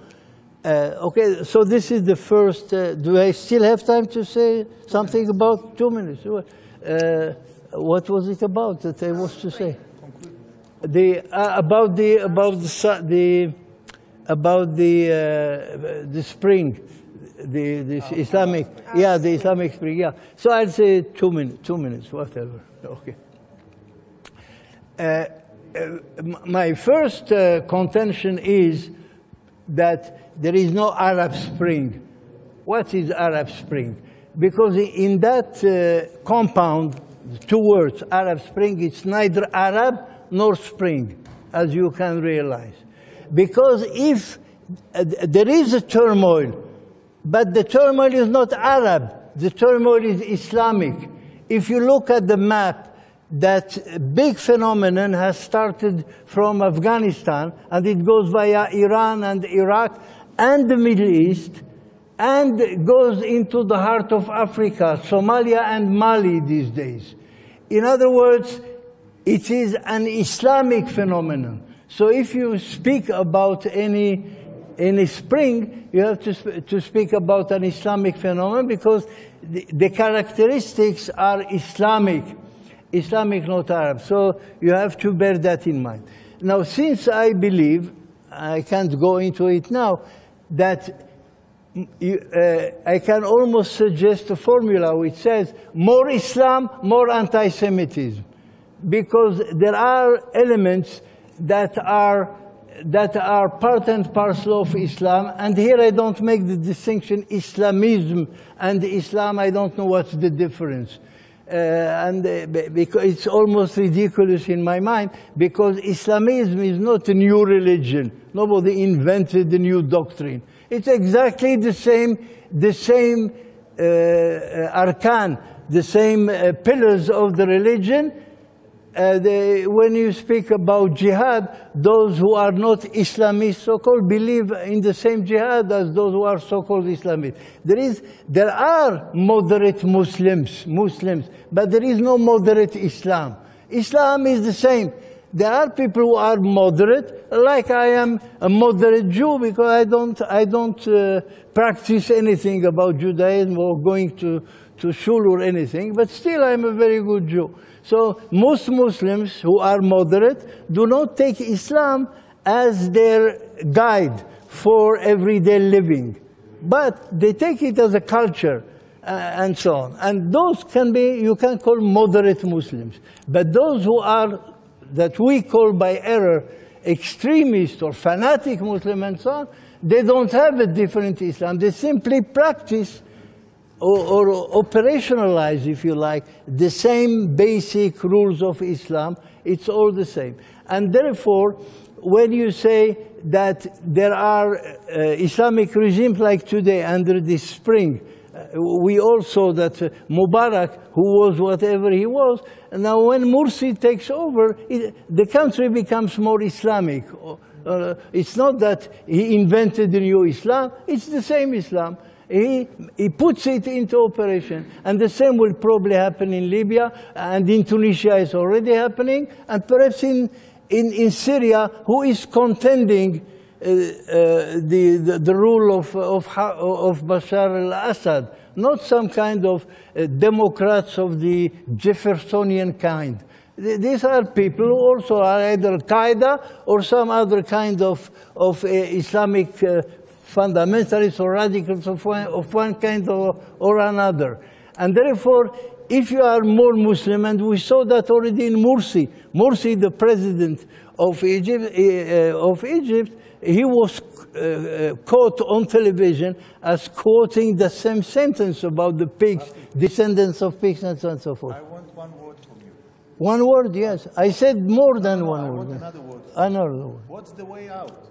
So you paint a very gloomy picture. We all painted a very gloomy picture. Not gloomy, realistic. Realistic. No. IDF for the next war, and that's it. Or do we have any way out of it? No. Well, that's another issue. But furthermore, we have to understand what it is. Understood. Now Understood. What's the way out? Well, I'm not. Give me 2 minutes. What's the way out? Give me some ideas. What to do? There are a lot of things to do. First of all, option number 2 that you mentioned, that Sahel has to be ready always. That's always should be there. That's of course. Well, of course. And then to stop making those foolish differentiations. For example, we are not. Many people say, we are not against Islam. Islam is a religion of peace. You heard that nonsense repeated, and it's repeated in this country too. So first of all, understand what Islam is, for God's sake, and it's the same Islam. Okay? And stop saying, because when you speak in public and you say, I'm not against Islam in general, I'm only against Islamism in general. What are you saying, in fact?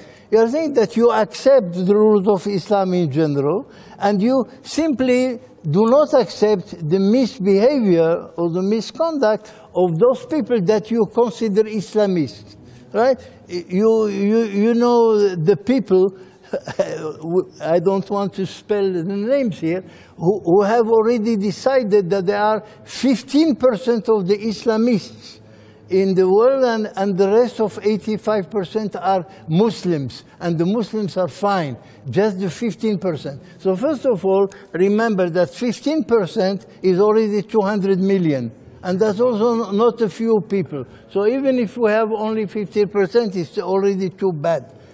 So the problem is how to let's say increase the rate of the moderates. Not moderate Islam. You cannot moderate Islam. You can bring more Muslims to be moderate by bad behavior. So don't try to change Islam or to change or to preach for the change of Islam, because nobody can do that. There is no Knesset that can vote to change the text of the Bible. So there is no Egyptian or other Islamic parliament that can vote to change the Quran. The Quran is dead, it's immortal, immutable, nobody can touch it. So you have to accept that as a given. And you cannot convince a Muslim to stop believing in the Quran, because that's the holy word. So if you understand these basics, you have already done some part of the work. Thank you very much. I was watching here before I listened to you, but nevertheless, you said words of wisdom. Please, come take the microphone. קודם נדנדו אותי לשים אותו, עכשיו התחרטו לו.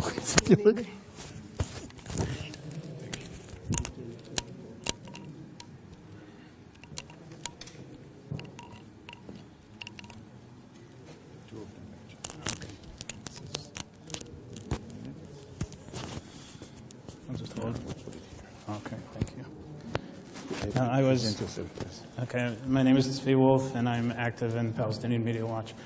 I was struck by when Kasim spoke about how he said that both on his return to Pakistan and also on university campus, how so much of the material that seemed to be effective was emotive rather than factual based, which gives me perhaps some hope that which makes me think that perhaps is there some way of approaching parts of the Muslim community. Also, is the Muslim community monolithic? In other words, we know that there are different segments, Sunni, Shiite, Arab Muslims, non-Arab Muslims, Sufis. Is there perhaps one segment of the Muslim community that might be open to the kind of factual information that had an influence on you? Thank you. Actually, we'll gather, if we have another question to our distinguished speakers, I'll give it to you, Tzvi. Put this on as well and say a few words about yourself before we start. For?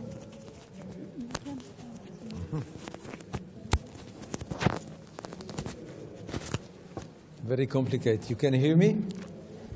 Okay, I think that my name is Tzvi Mazel. I'm former ambassador of Israel to Egypt, and I am a fellow researcher of the Jerusalem Center of Public Affairs, monitoring Arab affairs and Islam. Maybe I can speak like this. It will be better? Okay? Because this is not good. Let me try. like recording. They are recording. טוב. לא, זה לא שומעים. אתם שומעים? Now it's better. Okay, I'll try. Okay, I think that till now what we saw was a presentation of facts that more or less are known, more or less, not to everybody, but we know it, especially people who are monitoring, following Arab affairs and Muslim affairs. I think that Israel should do something about it, and we should take the lead. Israel should take the lead. We cannot leave it to other people, to other communities. We are the center of the Jewish people, and it is absolutely our responsibility. So what to do? We have to decide upon a policy. First of all, we should create a team that will try to set up a policy by creating teams of reaction. We should react absolutely through the media, through the net, through the television, through whatever we can. Here in Israel, everywhere else, in Europe or America, or in Asia, or Africa, where it happens. It's a lot of money. We need a lot of money. We need a few $100 million. It's not a joke. According to my calculation, we need minimum $200 million. I know that we have problems with the budget, but it's a fact, because we need to create tools how to react. How can we react? Only through the television. Yes, and the net. The net is not very costly, but the television is very costly. We need to react in Arabic and in English. These are the most important languages. We need to discuss these things with the Arabs.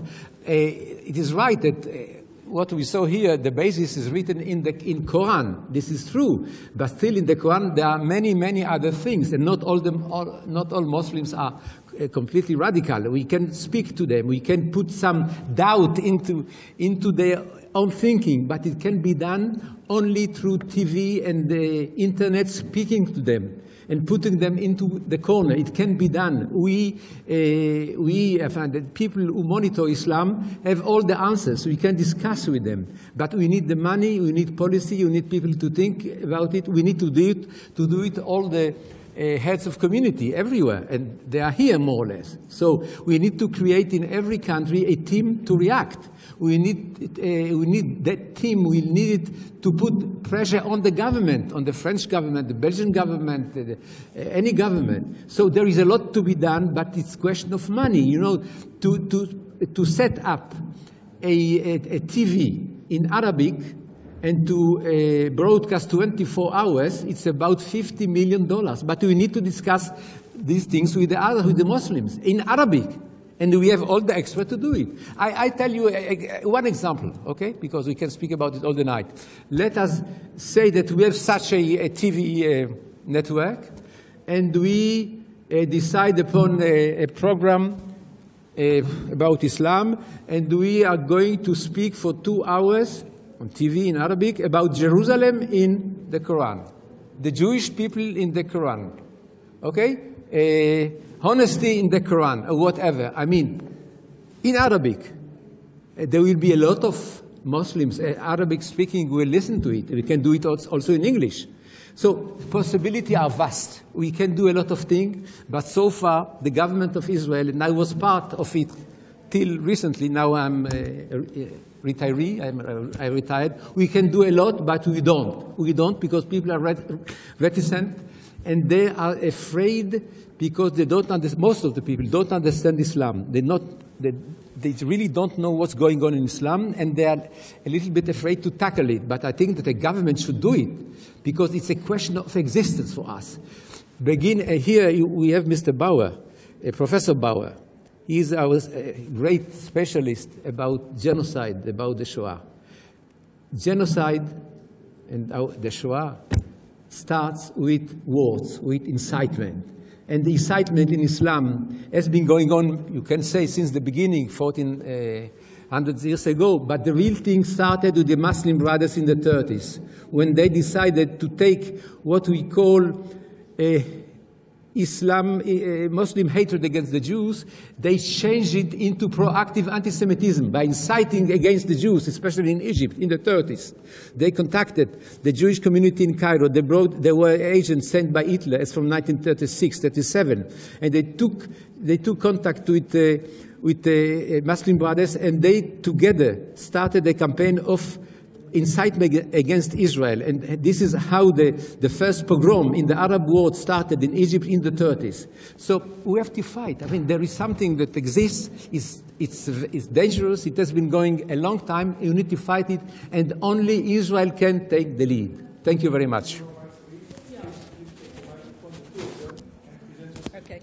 My name is Gloria Greenfield. I'm the director of the Israel of the on Judaophobia, which examines and exposes the sources of lethal Jew hatred in regions around the world and how it's driving the campaign to try to destroy the nation state of the Jewish people. I don't think that there's a silver bullet, but I would like to address the first question of how should Islamic anti-Semitism be fought in Western society. I do not think that it is only the responsibility of the State of Israel.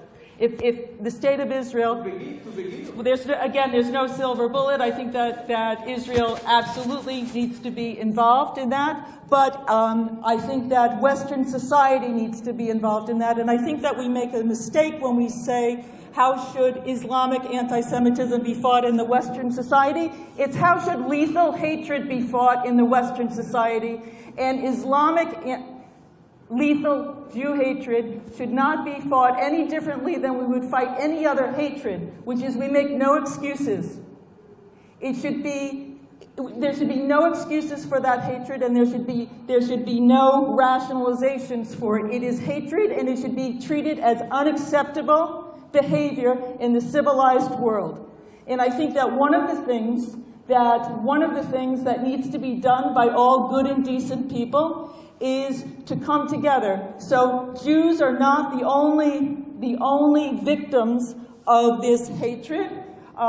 There are Christians, there are Baha'i, there are Hindus, there are Buddhists, and not until we all come together, stand together, and say this is unacceptable and that you cannot be considered a member of the civilized world if you do this. Another thing is that it is not good enough when there's a terrorist attack for a mosque to send out a press release saying they deplore it. We should demand that all moderate Muslims should have rallies in the public square, should have marches deploring that, because we need that statement to be made in the public square. So in my humble opinion, that's just the beginning of some things that I think that we need to do. But we do need to treat this just as lethal Jew hatred, lethal hatred, genocidal hatred, which makes it. And we should stop using the term, I think we should stop using the term anti-Semitism. Because when we use the term anti-Semitism, what it brings to mind for many people is discrimination, and it doesn't bring to mind the lethal threat, and also the term is being abused by Jew haters in saying that, don't tell me that, like for instance Farrakhan, don't accuse me of being an anti-Semite, I'm a Semite. I'm a victim of anti-Semitism too. And we're using a term when we use anti-Semitism that was coined by an anti-Semite, by a Jew hater, and we have a term that was, we have a term Judeophobia that was coined by Pinsker, by a Jew. And why not use that? Thank you very much. We'll have the chance. Thank you very much. I would now ask the floor to react to things that we heard, and we'll have another round. Itamar will start.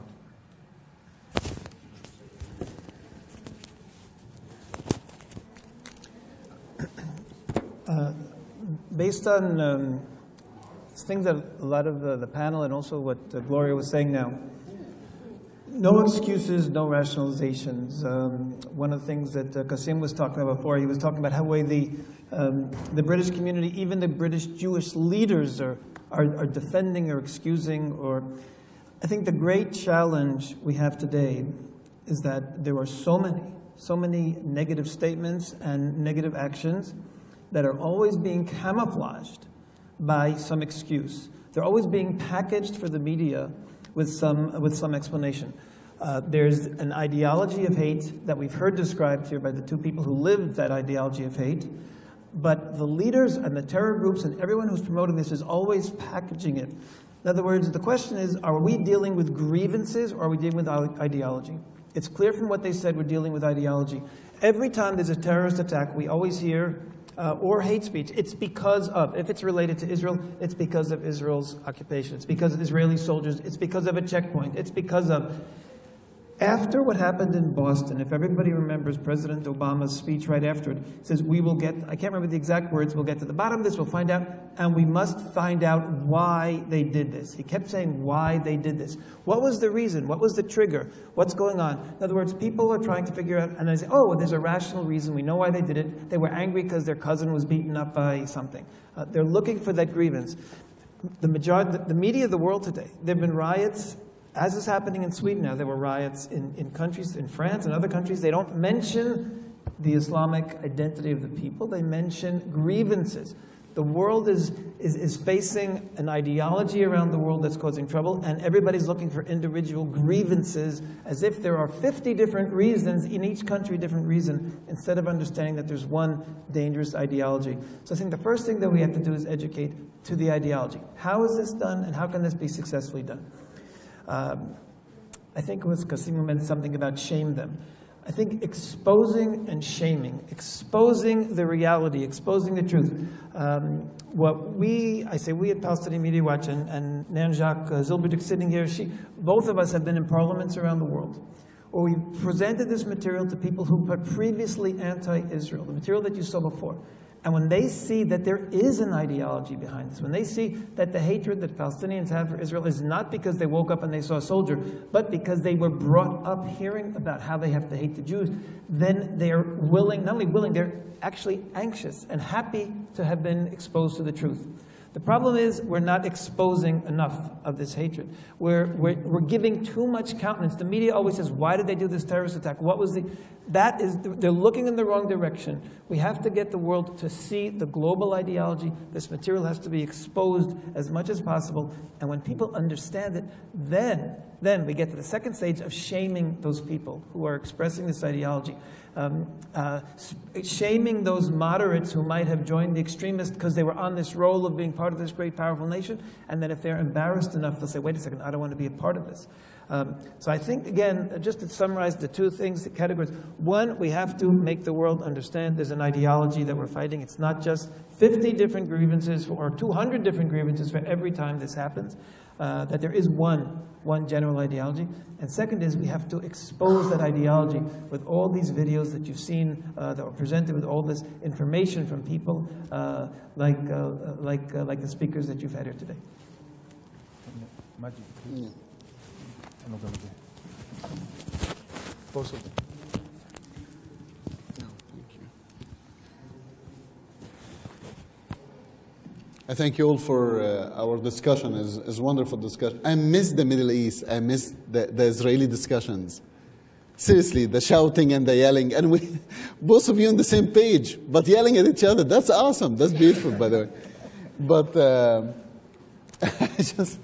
I just want to tell you something. We're more or less repeating what we said previously. If you ask me, we're turning in circles. I don't know if there will be a serious results will come out of that or not. We'll keep trying, we keep fighting, and that's what we can do. But here is really the main issues, and here we hear the main issues. But here is, in my opinion, some of the recommendation can make a difference to a lot of degree. And what I would say right now is based on experience that we did in Canada.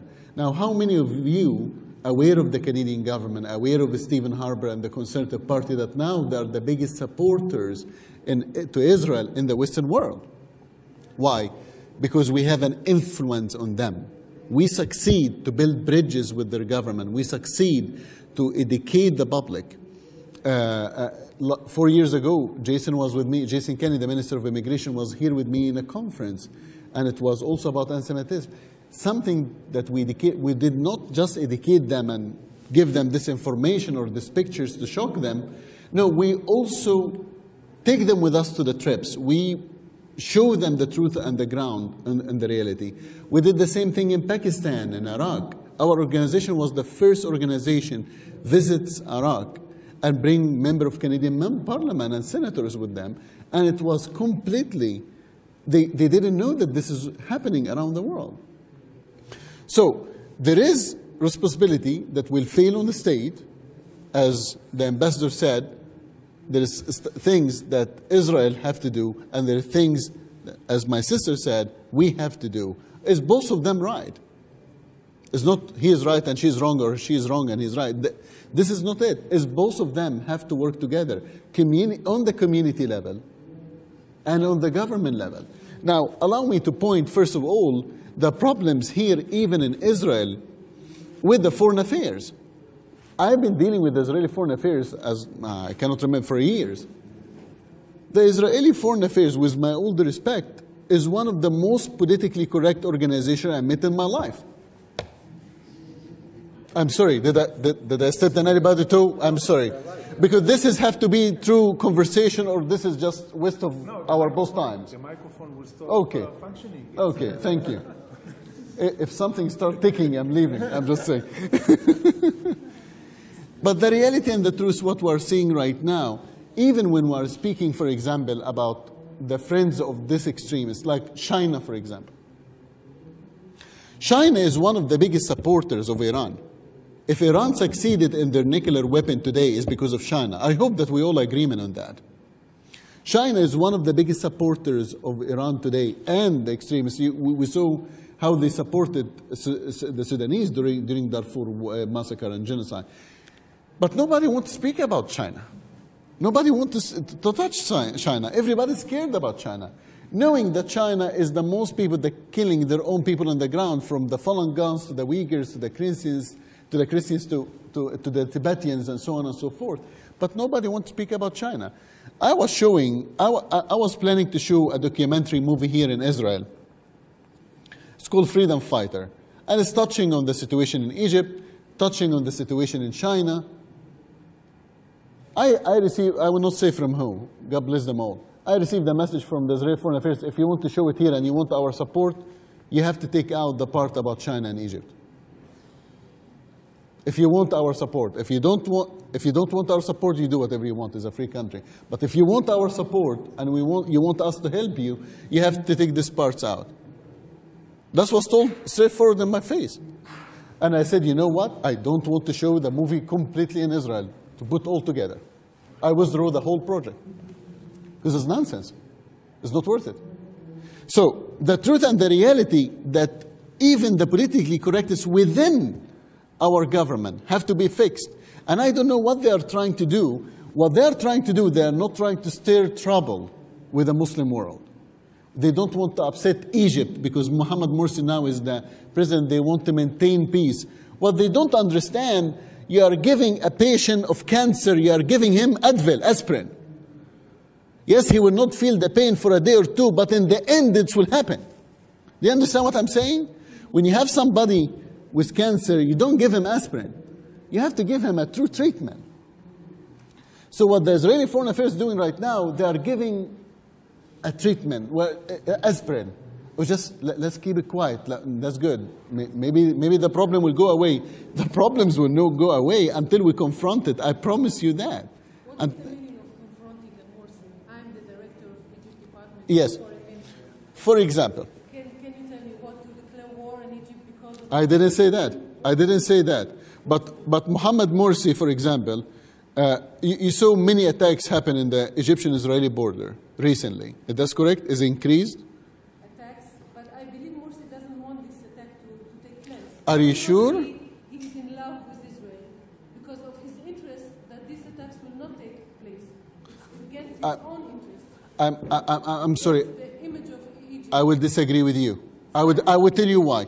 Because I would tell you why. No, I have a reason why I disagree with you. Mohammed Morsi, 3 days before the last parliamentary election, 3 days before the last parliamentary election, Muslim Brotherhood had a meeting in downtown Cairo. 3 days. Yeah, it was there, or beside there. They had a meeting 3 days before the parliamentary election. They did not discuss, Muslim Brotherhood in Egypt did not discuss the finance in Egypt, health, education, economic. The only thing that they discussed, how they can get rid of Israel. 3 days, there is no but. This is the reality. I'm telling you the truth. We all read the same papers. I read it in Arabic as you do, of course. You read it better. This was not in the papers. We know, but we also know, and I think our partners here in this also know, that there is a lot of criticism on the Muslim brothers inside Egypt. Absolutely. I'm not an advocate of Egypt. I'm an advocate of peace with Egypt. Yes. The peace treaty with Egypt is terribly dear to us. Yes. All of us, it should be. Okay. It should be, no matter what. Absolutely. No matter what. In all our force, all the time, keeping the peace alive. Absolutely. This is one thing. Absolutely. I think we have to look inside Egypt carefully and with a lot of dignity. There is also a lot of criticism, and Mansour should not know in his head, also maybe he doesn't want to know, that there is also criticism about the Muslim brothers inside Egypt. Yes. How come you treat this and this and you don't treat the fact that we don't have enough food, or we don't have enough gas, and we don't have enough this and that? And you know it. We all see Al-Bahnama, for example, and we see the criticism that is taking place, and it's very good.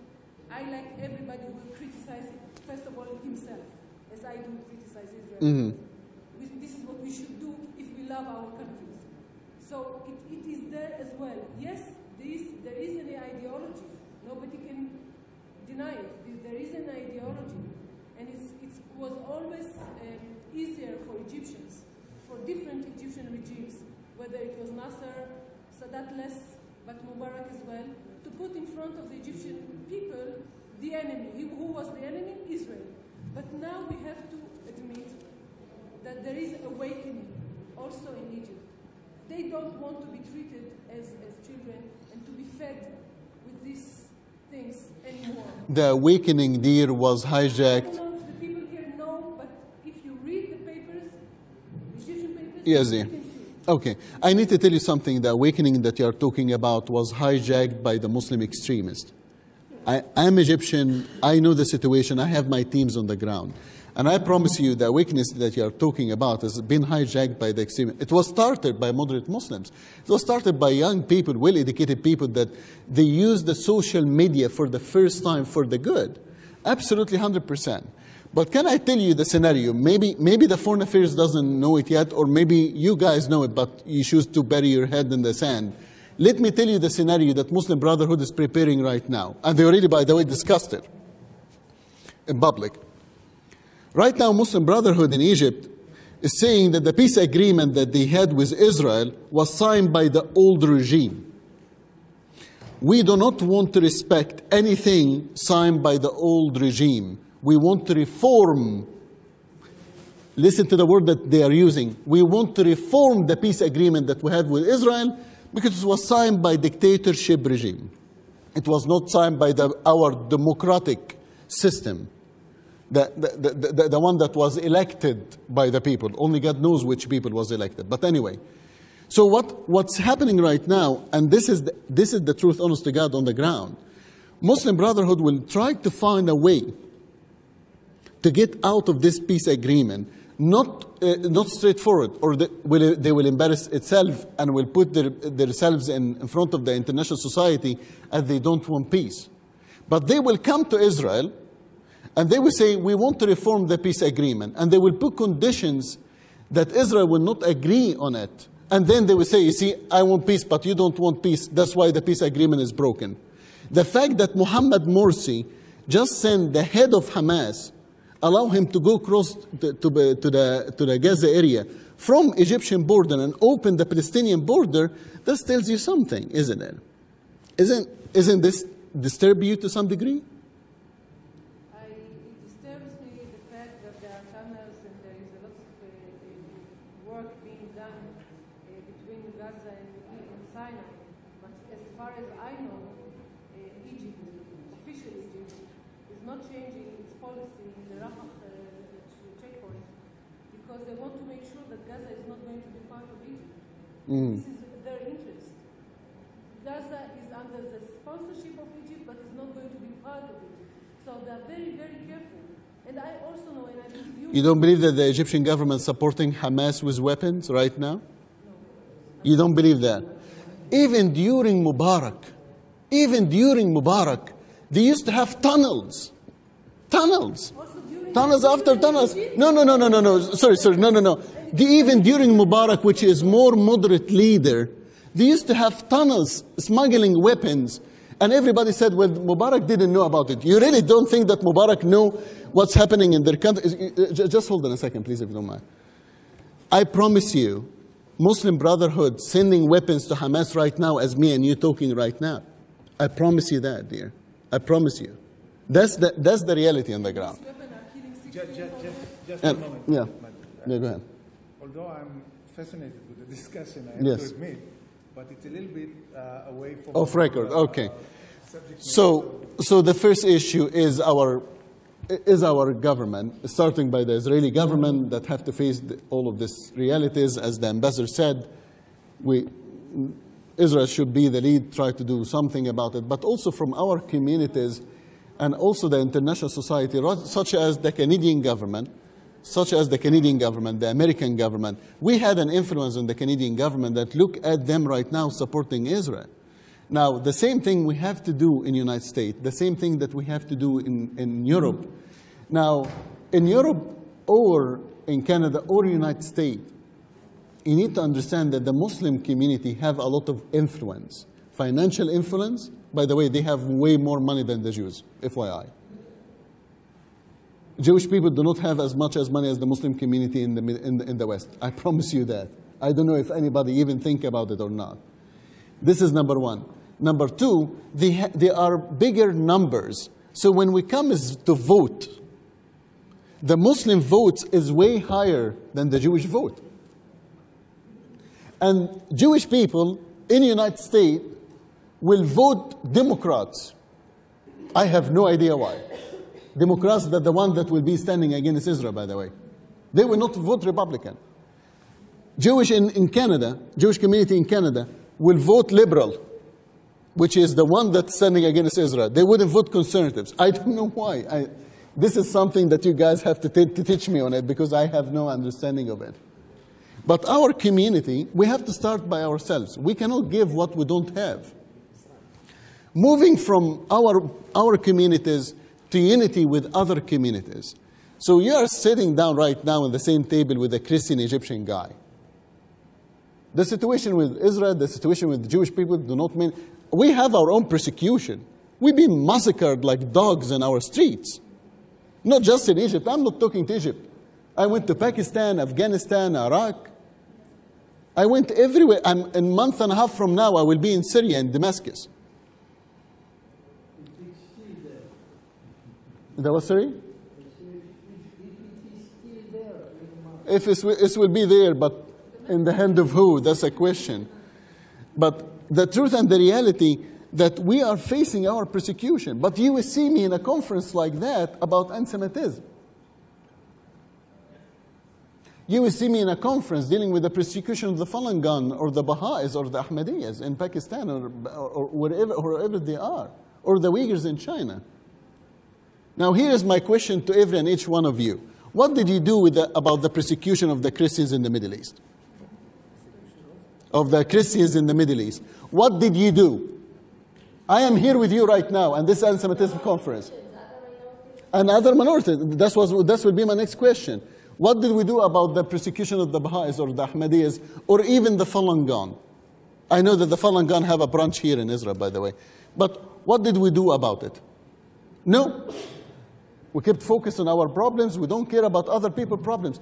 If you didn't care about the other people's problems, the other people will not care about your problems. The what, sorry? We do the same thing as the Vatican. Nothing. Yeah. Vatican and Israel, in this respect, are the same. Yes. So the truth and the reality that we have to care about each other. We have to fight each other. Our salvation will come in our unity. We have to understand that. Our salvation will come in our unity. As a minority, as a group, standing together. And this is just, you know, from my mind. There is way more, but anyway, do you want to take it from there? I don't know how I can take it from there. That was, okay, that's enough then. Yeah, Thank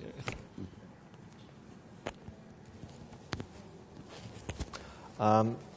Firstly, to answer your question about are there Muslim groups that you can reach out to, etc.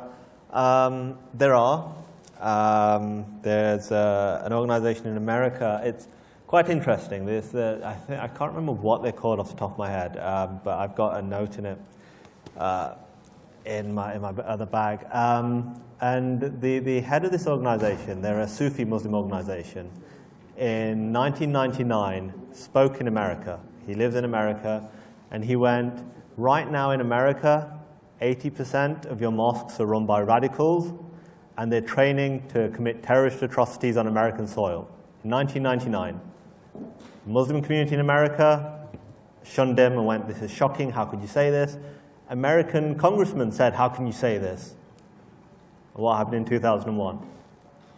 There is this burying in the sand, even when, and don't get me wrong, I'm not going to pretend that it's a majority voice. It is. At the moment, this moderate voice within Muslim communities is a minority of those actually speaking out. But when they do speak out, they're treated as pariahs. Because, let's be honest, in the world we live in at the moment, nobody wants to upset the Muslims. It's true. It's unfortunate, but nobody wants to upset the Muslims, even when the Muslim communities are doing something wrong. One of the most important things that I think that has to be looked at is accountability. For too long, and I've experienced this and I've seen this, there are governments all over the world, the Western world, are treating Muslim communities like children. And when a child smashes a glass, you don't tell them off. You go, it's okay, he's a kid. He doesn't know what he's doing. That has to change. We have to make people accountable for their actions. I'm not saying every single Muslim is responsible, or let's go firebomb a mosque. That's ridiculous. You know, hatred doesn't solve hatred. But when you have a radical preacher, like the former mayor of London, Ken Livingstone, he was very good friends with Yusuf Qaradawi. And we don't need to go into much detail about Qaradawi's feelings on the Jews. But Livingstone even today makes excuses for him. Still makes excuses. And there are people all throughout the world who make excuses for radical preachers. It's ridiculous. Why? You need to call them out and go, this is not acceptable. And while I accept your point that Israel should play a lead role in fighting anti-Semitism, it's the Jewish state. However you say it, Israel is the Jewish state, and it has a responsibility in that. Since no one takes the responsibility. Yes. And since it's more or less now directed at Israel. Stop. Of course, I completely. I completely accept that. You spoke a few minutes ago. Yeah. Okay. Otherwise, we just look at it. We're waiting for somebody else to solve. No, I completely accept that. But the only point, and I'm not even disagreeing with you here, is that as Western democracies, as liberal societies, have we become that cowardly that we can't tackle with hatred and things that are contrary to our values? Have we become that fearful of the truth that we will cover it up and allow hatred to, basically fear to grip our societies without saying anything?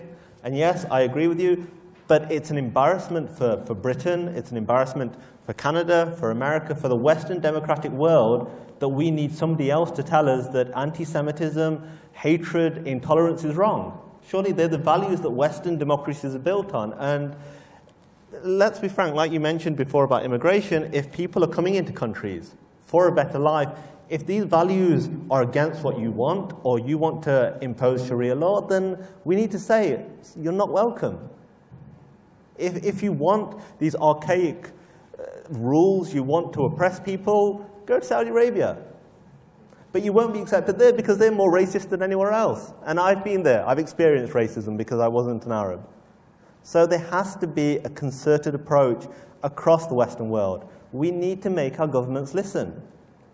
And I agree with you in there need to be teams, but we shouldn't always be reacting. And it's also with Israel advocacy, we're always reacting. There's a flotilla, we need to get out there and say, no, why are we not taking the lead? Why are we waiting for, I mean, what really scares me, beyond belief, is that it will take the British government an atrocity of huge scale for them to say, okay, we have a problem with anti-Semitism from the Muslim community. And that's what I don't want. I don't want to see dead Jews in London before somebody goes, you know, this is a problem. Because this problem isn't new. It's not something which happened overnight. The killing and the murders in Toulouse weren't something new. That is decades of propaganda, it's decades of hatred, and all it takes is for one person to go, I'm going to do something about this. And that's what he did. And his doing something about this was to murder an innocent Jewish family. So that's why, as Western democracies, as nations with liberal societies where everybody's meant to be free, we need to talk about this, and governments have to tackle it. And we all have a responsibility. It's fine us all sitting here go, there's an issue. There's an issue. But what are we actually doing about it? I can go speak to my MP. I can go speak to my councillor. It might not be changing the world, but it's doing something. Every little helps. And I think with everything, everybody thinks there has to be a grand gesture. You have to solve the problem, otherwise why bother? Every little helps. You need to talk to, you need to shed light on these issues, because it's sad, but I can speak to people at work who are not interested in the Middle East, who aren't interested in anything, even anti-Semitism. They do not think there is an anti-Semitism problem in the UK. They don't see it, because they've not been exposed to it, they've not taken an interest in it, and that's one of the biggest problems. Ignorance is a killer. Ignorance allows intolerance and hatred to grow, because it causes inaction. And it's, again, coming back to Edmund Burke, all it takes for evil to triumph is for good men to do nothing. The sad thing is, the good men don't know that evil's happening, because they're completely oblivious to it. So we can sit and say the media doesn't cover it. What are we doing about it? You know, and this is what I've always found bizarre. I've got to say, my last point. We have Al Jazeera. Iran have Press TV. Come on, Israel.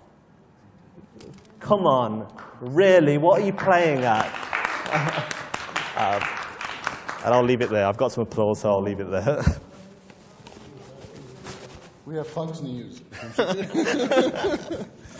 Okay, can I just add one more point? Something very important, that our international aid and our international trade. Now, for many, many years, we've been giving our aid to countries that they don't deserve it. I'm not talking about the Israelis, I'm talking about the West. Now, for example, United States giving Egypt 1.5, according to the ambassador. Yeah, my information last aid was 1.9. It was 1.9. Yes. We have to understand that when we go back to our home, when we go back to our countries and our government, Western governments that is, we have to make the international aid is connected to the improvement of human rights in these countries that we are giving them the aid. Let me put it by this way. So, if you cut the aid completely, you lost your bridge with this country. Like many voices will come and say, stop the aid completely, just break the aid completely. That's nonsense. Because the minute that you do that, you will lose your influence in this country. So you cannot stop it immediately. But what you can do is to connect it to the improvement of human rights. So I'm giving you $1.9 billion, thanks to President Obama. Now we are giving it to Muslim Brotherhood. Really, the guy is great, really, by all means. I'm joking.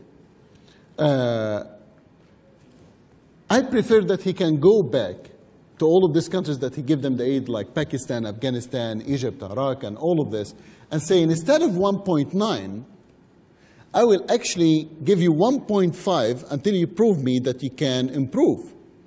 And if they are improving, I will add 1.6. If they are not improving, if they are unable to protect the churches in their, or the Baha'is mosques, or tone down the anti-Semitism language that they have, I will make it 1.4, 1.3, 1.2, 900.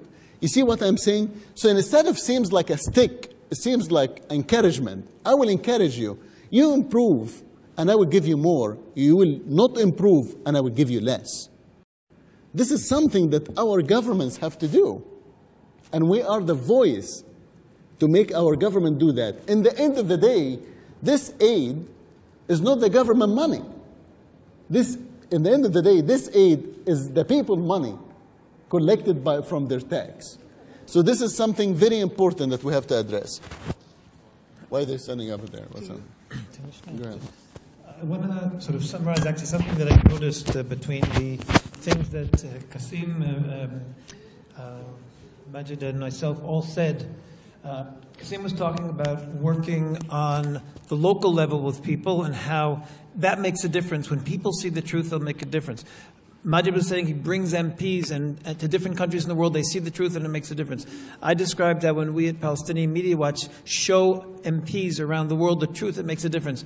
The common denominator here between these three messages in different ways, but is that a lot of the hatred of Israel, it's based on ignorance. That's what we just heard. Ignorance is winning. So anything that we're going to build in terms of a plan, we have to realize there might be different ways that we have to get it out. But the first idea here is the common denominator is that the truth can and does win.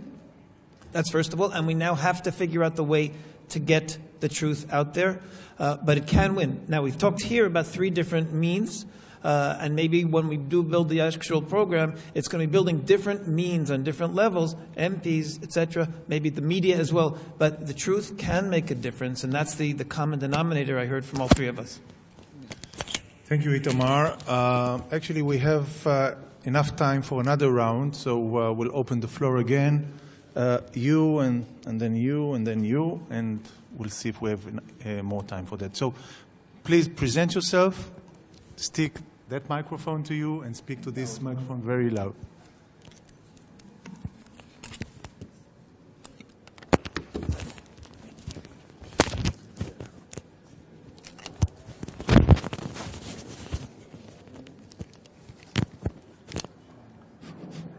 My name is Asher Cohen, and I would like to say some words about this panel about this subject of anti-Semitism in the Muslim world. I was aware before about the main elements of anti-Semitism in the Arab world and the Muslim world. But what I heard here today, it's much more than I could imagine. It's more than just pure anti-Semitism. I experienced anti-Semitism in Romania as a child, what is called the classic anti-Semitism. And when my friends, my colleagues in the school wanted to insult me, they said, go to Palestine, this is not your... Where was it? In Romania. Go to Palestine, this is not your homeland. Even though many generations of my family were Romanians and my father was a soldier in the Romanian army in the First World War, injured in President Austria, but we are not enough Romanians, so they accepted that I'm a Jew. And never they denied my existence and my Jewishness and my religion, my history. What I heard about the new anti-Semitism, what you call it, for me is modern anti-Semitism, is the complete denial of the Jewish history, of the Jewish existence, not only of Israel. In some way, I can understand, and not accept, but I can understand they don't accept the existence of Israel as state of the Zionist state, the gangster who came from Europe. But to deny my personal existence as a Jew, this is something, it's a phenomenon that I never heard, I was not aware about this. So for me, it's very pessimistic, I'm very pessimistic about that because I always believe that we will come one day in a peaceful coexistence with the Arab world and with our neighbors. And I was educated. I was educated by my left party as a youth, Hashoner HaTzair, what you know in Israel, that we have to live in peace with our neighbors, and And if we resolve the conflict, the Israeli-Palestinian conflict, so everything will be okay. Now I understand that it's not so easy. Well, but we have to be optimistic because I came here from Birmingham to live here for many years, my children, my grandchildren, and we have to do something of that. We have very good friends, many of them are here, and I'm very glad to meet them. But we have others that I met before, Christians, very good Christians, from South America. For instance, there is an association, organization, a very big, a very important association in South America. It's called Am Israel. They call themselves Am Israel, the word in Hebrew. Millions and millions. I participate in some of their conferences every year. I don't know if you know about them. Every year in June, they have the conference, annual conference in Jerusalem, and they are very, very good friends of Israel. And they fight. In this organization, millions of them, they are members of parliament and senators from Chile, from Uruguay, from other countries. Brazil, the center is in Brazil. Dr. De Soto is the president of this organization. And I don't see them here. And I think they should be in this conference because they are our best friends in South America. And also in Holland, there is a very important association. I don't remember the name in Dutch. I received from them mails, and they are also very good friends of Israel. And we have to to use their love and their sympathy of Israel to combat anti-Semitism, because we need friends everywhere in the world. Of course, Muslims and Christians to combat anti-Semitism, and I hope we'll change something. I'm not so optimistic as I said, but I hope we'll change something in this ideology, extreme ideology of the new Muslim anti-Semitism. Thank you. I'm a little bit changing the order, but the two of you will have the ability to say your words. I would like to ask you, Professor Bauer, okay, so I will pose something, and if you disagree, then I'll give you the microphone. Because listening to what I heard in the recent minutes, I think that we are facing, when we talk about Islamic anti-Semitism, we are facing a very dangerous combination of very extreme hate ideology combined with a concrete policy and method. And the first thing that popped to my mind is the Nazis, which combined the extreme hatred philosophy together with a very systematic way of so-called solving this, and the outcome was the Holocaust. So do we have here the seeds, or maybe even more than that, of something that might lead to that kind? So would you like to refer to that in a few words? Thank you. He doesn't have a choice.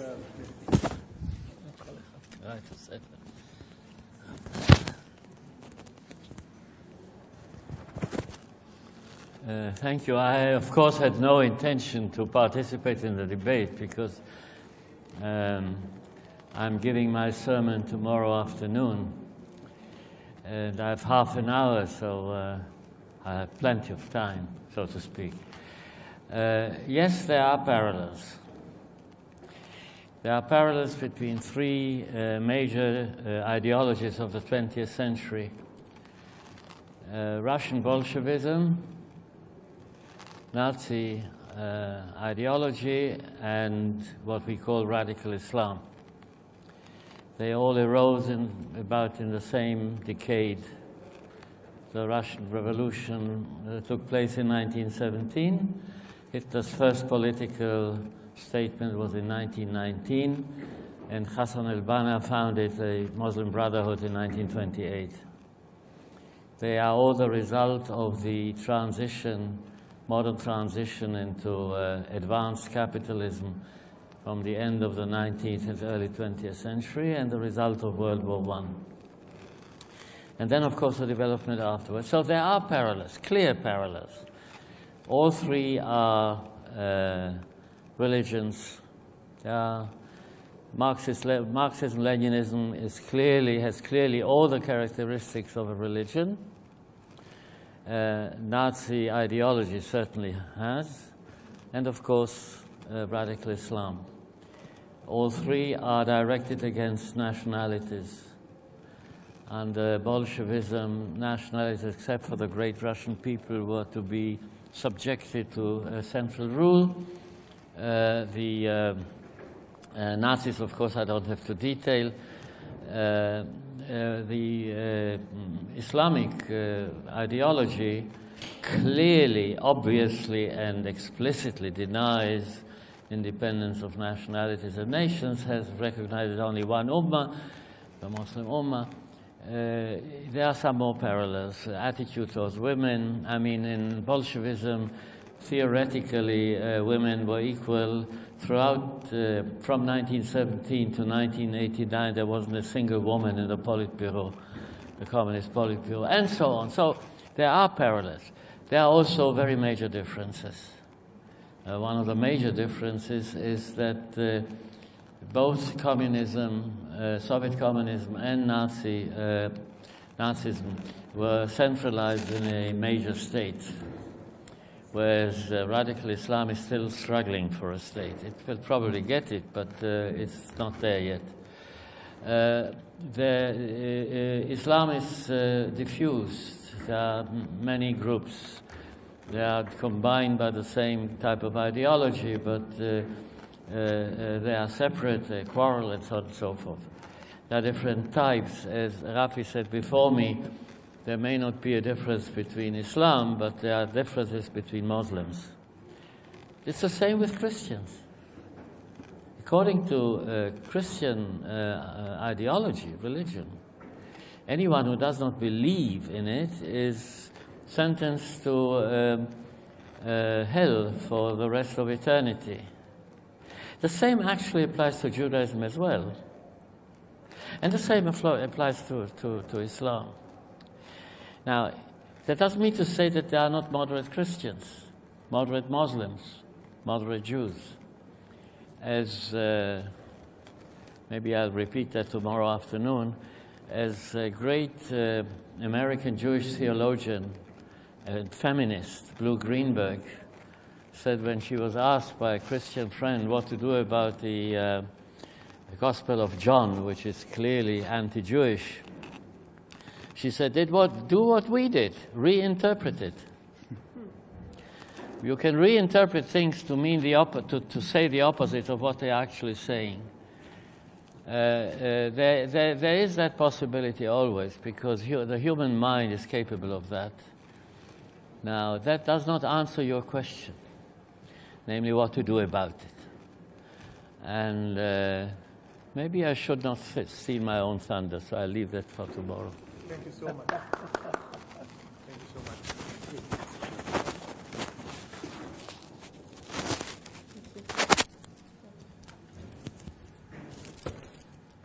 What should I do? Put it here? Moment. Too complicated. I have two brief comments. First of all, to you, I didn't catch the name, so I'm sorry. You were talking about the phenomenon of anti-Semitism as part of a larger phenomenon of hatred, and I totally agree with you. I want to say that the ADL, I'm from the ADL, is delivering this message for a long time already, which is basically that anti-Semitism is anti-all of us. And I would even put it broader, because I understood that you don't like the term anti-Semitism. Is hatred is anti-all of us. And hatred causes damage to societies in which it exists. And this is a message that we deliver, especially in Europe, where societies are really hurt by this hatred. I would say that this phenomenon of anti-Semitism goes with phenomena of anti-democratic values, of anti-human rights. We're talking about women's rights, LGBT rights, and it goes together and hurts the communities in which it exists. So this is one. The second, Itamar, this is, it has to do with what you said about the motivation of anti-Semites. And I think that I totally agree with you. If the settlements disappear tomorrow, would everybody be Israel lovers? I tend to think that probably not. So you're right, it's not related to any political issue. It's related to a pure and deep-rooted hatred. Now, in relation to the long conversation that Amira had with Mr. Abdel Shafi about anti-Semitism in Egypt, I can say one observation that I have, which is encouraging and frightening at the same time. Anti-Semitism used to be the bon ton in Egyptian newspapers for a long time, in Mubarak's era. But it was a kind of a catharsis, a way to take out feelings that were anti-institutional, anti-government. This is what it was. Today, we see less anti-Semitism in Egyptian newspapers. Does it mean that there is less anti-Semitism in Egypt in general? I don't think so. If you see the Muslim Brotherhood website, anti-Semitism is flourishing there more than ever. And it's more frightening for me because now it's not a catharsis, this is an agenda, this is a policy line. This is it. So, you gotta agree with me against Amira, right? I'm not fighting with Amira.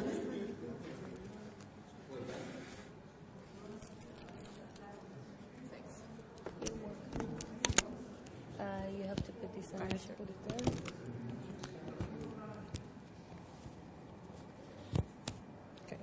Hello, my name is Simone Gina Hartmann, and I'm the founder and spokesperson of the European coalition Stop the Bomb, that is dedicated to preventing Iran from becoming nuclear. And what I want to say is, first of all, I think the struggle against anti-Semitism in the Muslim world is very much related to the struggle against, call it Islamism, call it political Islam, and we cannot differentiate between these two things. And because of that, I think this whole concept is also related to eventually to the struggle for liberal democracy, for secular democracy, for the rule of law. And I think these two things are deeply interconnected, and we should be aware of that. What we are doing in our organization is we work very closely with people, with Iranians, with Kurds, with Muslims from all over the place who are supportive of these very goals. And I think this is what we actually should do in order to challenge Muslim anti-Semitism or anti-Semitism in the Arab world. That basically means that we should reach out, we should support and join forces with liberal, moderate, or secular Muslims all over the place. We know that these people are out there. I'm just thinking about the Kurds. I'm thinking about the very people that have joined this panel today. We have dissidents all over the Arab world that seek help. We have seculars all over the place that seek help, and I think we should help them in order to reach out not only to their own audiences, but also to Western audiences, which have a very, so to say, cultural relativist view of the Muslim world in general. And I think this is something that I view as one of the most important things to do in the next decades to come, actually. One of the things that I wanted to mention very specifically is, and this is also something that Muslim dissidents have been, so to say, contacted to us, is that they really need support. These people really need support. And I think the support, and Majid has also talked about that, they haven't received the support to the extent that would be necessary in order to challenge their very own societies. And I think this is important, and I think this is where Israel or the Jewish world could actually contribute and therefore also make a difference in that part of the world. Thank you. Thank you very much.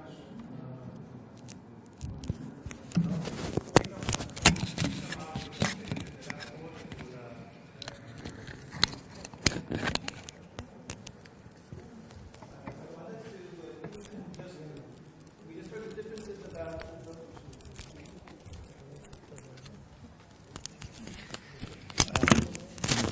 I don't want to, anyone should minimize, I think, the dangers that are real. There was just a discussion with Professor Bauer about what the difference is between the radical ideologies, Nazism, communism, and radical Islam. And one of the differences was mentioned that radical Islam doesn't have a state, but there are other differences that make radical Islam potentially a much greater danger than Nazism and communism. One is that it's based on a religious belief. When a person believes that this is what Allah or God wants of him, it's very different than a political belief. And to eradicate it is much, much more difficult. Second, it doesn't have a state, but it's 1.2 or more billion people spread throughout the world. When you tackled communism and tackled the Nazism, it was one focused state. Here it's everywhere. And the final thing is that the world today has nuclear weapons, and they're growing and they're spreading out. The ability of one state or one country or one terrorist group to do more damage than all of World War II is soon going to be a reality. So that thinking that radical Islam is less of a problem than Nazism and communism is a big mistake. The potential danger is much greater. Thank you, Itamar. I think we had a fascinating session. We learned a lot from that. We definitely have enough material to give concrete recommendation. Please join me in thanking all the participants and yourself. Thank you very much, and we adjourn.